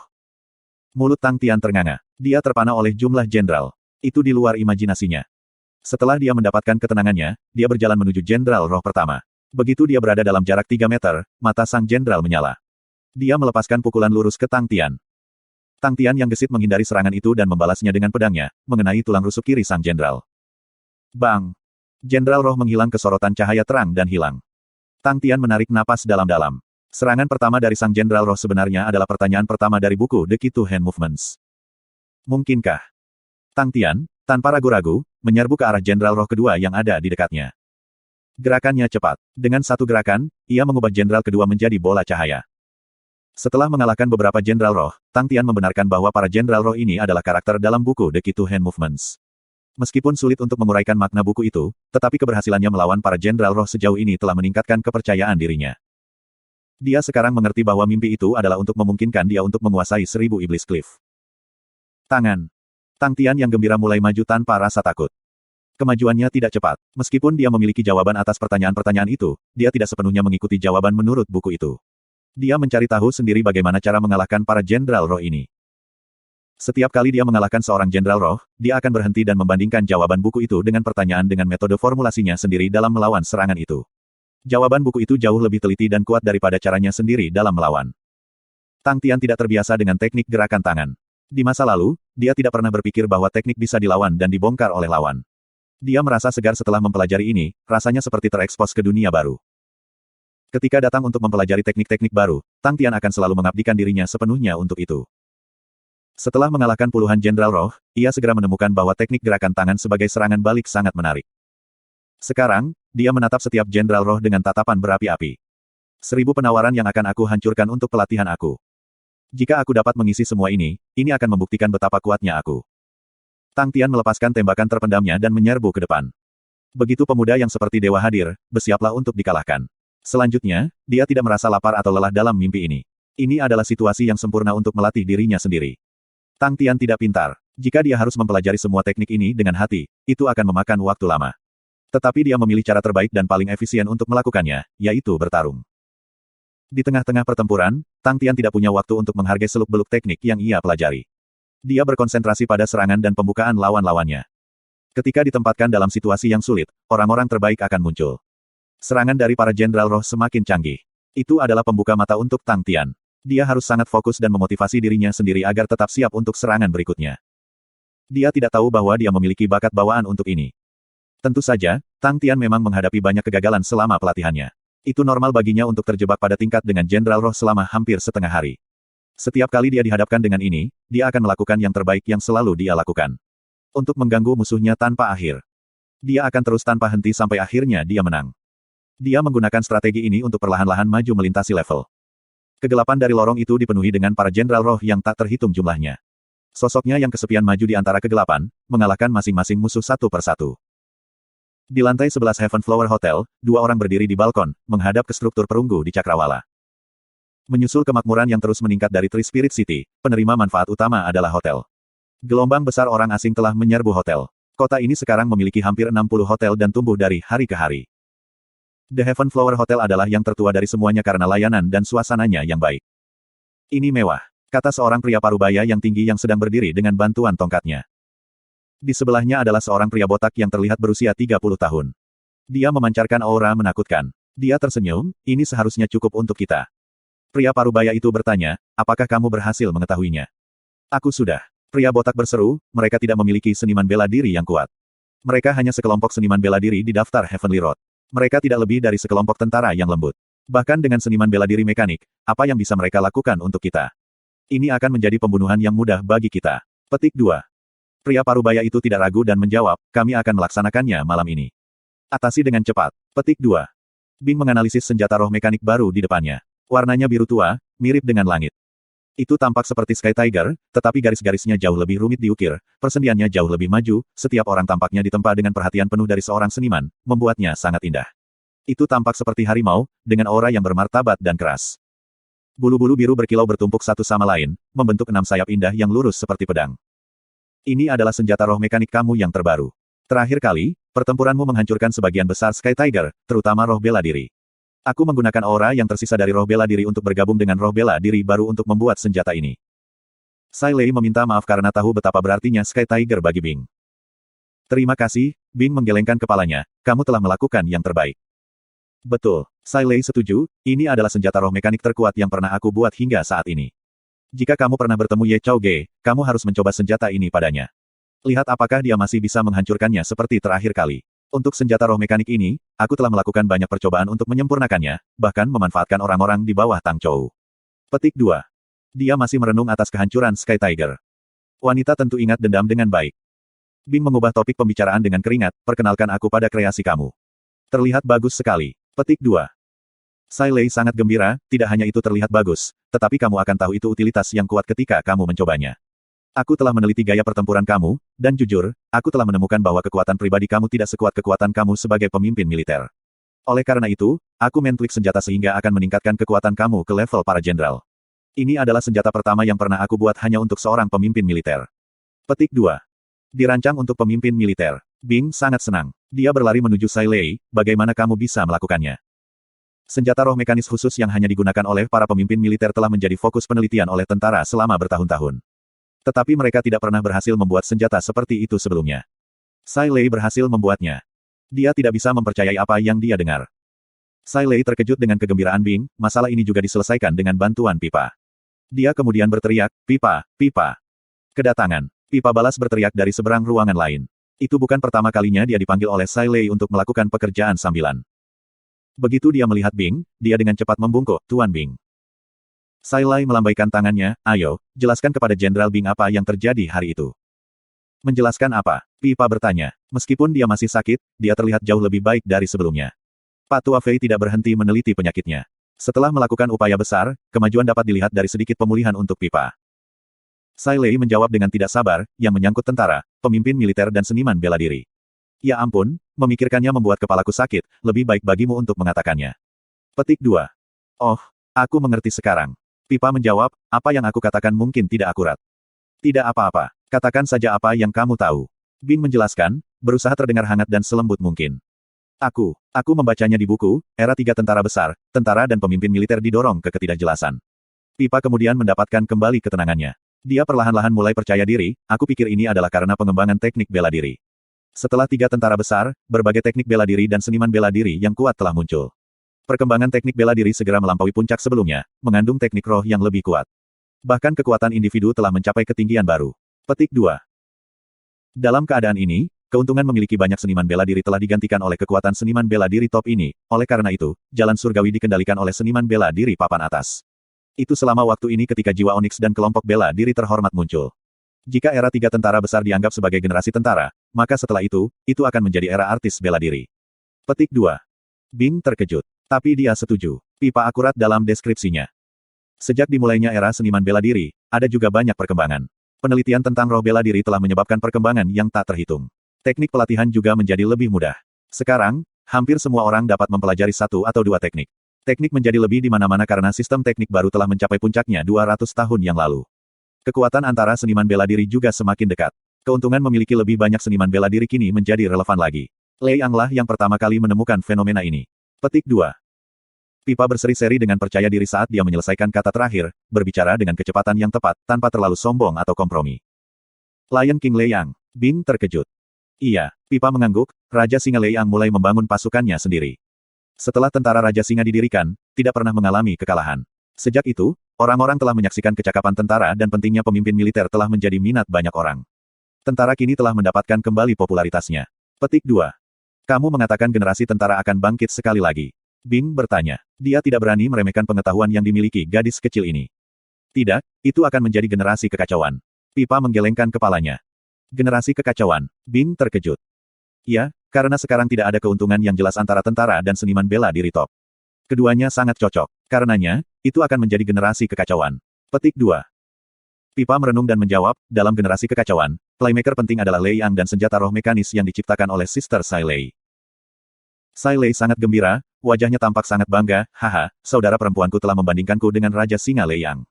Kamu benar-benar mengagumi kakak kamu. Petik 2. Bing bertanya-tanya apa yang dikatakan Pipa. Dia menatapnya dan bertanya, mengapa kamu mengatakan itu? Karena roh adalah elemen yang paling penting. Pipa menjawab, senjata mekanis dan senjata roh mekanis bukanlah senjata hanya dari satu era. Senjata roh mekanik seperti harta karun rahasia yang dapat tumbuh dalam kekuatan dari waktu ke waktu.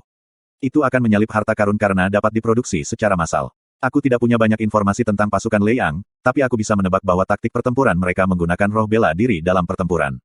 Petik 2. Bing terdiam saat dia mencoba mencerna apapun yang dikatakan Pipa padanya. Setelah selesai, kepercayaan awal Pipa kini telah menghilang. Dia sekarang tampak ketakutan dan cemas. Hei, wajah poker. Wanita kecil itu telah selesai. Katakan sesuatu. Sai Lei berseru dengan tidak sabar. Bing kembali ke akal sehatnya dan memandang Pipa dengan nada meminta maaf, aku terlalu terpesona olehnya. Tetapi aku merasa bahwa apa yang kamu katakan masuk akal. Bagaimana menurut kamu tentang itu? Petik 2. Aku membacanya dari sebuah buku. Pipa menjawab dengan rendah hati. Bing memujinya dengan sungguh-sungguh, kamu jenius. Pipa malu dengan pujian, itu hanya imajinasiku. Aku tidak tahu apakah itu benar. Petik 2. Kata-katamu telah mempengaruhi aku secara signifikan. Bing berseru, kami hanya bisa menunggu dan melihat apakah apa yang kamu katakan itu akurat. Jika Tuan ada di sini, semuanya akan baik-baik saja, kata Pipa dengan lembut. Di matanya, dia masih merasa Tang Tian adalah yang paling kuat. Sai Lei juga mengerutkan kening, hei, kemana bocah itu pergi? Sudah beberapa hari sejak aku terakhir melihatnya. Bos seperti apa dia? Basis ini juga berada di bawah manajemennya, bagaimana mungkin dia tidak peduli dengan pangkalan ini sama sekali? Lain kali, aku harus memanggilnya untuk mengeluarkan lebih banyak uang dari sakunya sendiri. Petik 2. Bing juga mengerutkan kening, dia berpikir keras, pelatihannya kali ini tampaknya terlalu lama. Berdasarkan kekuatan Tang Tian, Indigo Mirror Ocean harus dikelola untuknya. Sudah 2 bulan sudah belum ada tanda-tanda dia. Tapi begitu Indigo Mirror Ocean dimulai, tidak ada cara untuk membukanya dari luar. Selanjutnya, barak-barak itu berjalan dengan baik bahkan tanpa kehadiran Tang Tian. Bing merasa nyaman dengan hal itu. Minat Sai Lei menghilang setelah gangguan itu, dia bisa melakukan apapun yang dia inginkan. Aku tidak bisa lagi peduli padanya. Petik 2. Tiba-tiba, sirene yang keras menembus udara. Wajah Bing dipenuhi dengan naluri pembunuh. Hebat, sekarang kamu bisa pergi dan mencobanya. Sai Lei berseru. Bing menjawab, aku akan pergi dan melihatnya. Tutup pintu.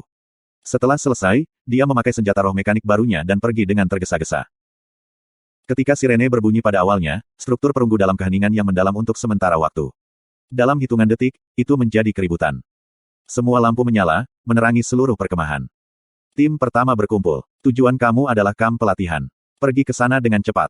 Mo Ziyu berteriak. Dia bersemangat saat berlari menuju gudang senjata militer. Mereka belum menyelesaikan pelatihan mereka, karenanya senjata roh mekanik harian mereka disimpan di gudang. Tim kedua, mengikuti. Mo Huwei berteriak dengan dingin pada mereka. Bayangan yang tak terhitung jumlahnya mengikuti 2 pemimpin. Ada yang toples, yang lainnya hanya memakai celana pendek. Semua orang tahu bahwa waktu itu berharga. Tang Chou sudah ada di tempat kejadian. Wajah jeleknya stabil dan tak tergoyahkan. Pertempuran pertamaku akan segera tiba. Dia tidak bisa memahami api yang menyala di dalam dirinya. Dia merindukan pertempuran. Suara pedang dan perisai berbenturan memenuhi udara. Dia bisa melihat banyak bayangan di kejauhan memanjat dinding eksternal. Musuh-musuh berjumlah ratusan dengan kekuatan yang luar biasa. Mereka berada di sekitar standar level 6. Ada beberapa yang memiliki kekuatan lebih kuat yang berhasil lolos dari perangkap yang dipasang di dinding pertahanan. Dengan kepemimpinan seniman bela diri yang terampil ini, musuh berhasil menyelinap melalui pertahanan dan perangkap. Tang Chou dengan tenang memeriksa situasinya. Musuh adalah sekelompok besar bandit. Mereka memiliki pemimpin yang kuat yang membimbing mereka. Tiba-tiba, suara erhu yang serak terdengar dalam kegelapan, mencengkeram ketakutan pria. Itu berubah menjadi nada sedih, melibatkan suasana hati orang-orang. Orang tua buta diserang. Ada sosok bayangan yang tak terhitung jumlahnya yang memanjat dinding. Beberapa dari mereka adalah seniman bela diri dengan kekuatan lebih rendah. Orang bisa melihat ketakutan mereka dalam pertempuran. Dalam kegelapan, ekspresi pria parubaya itu berubah.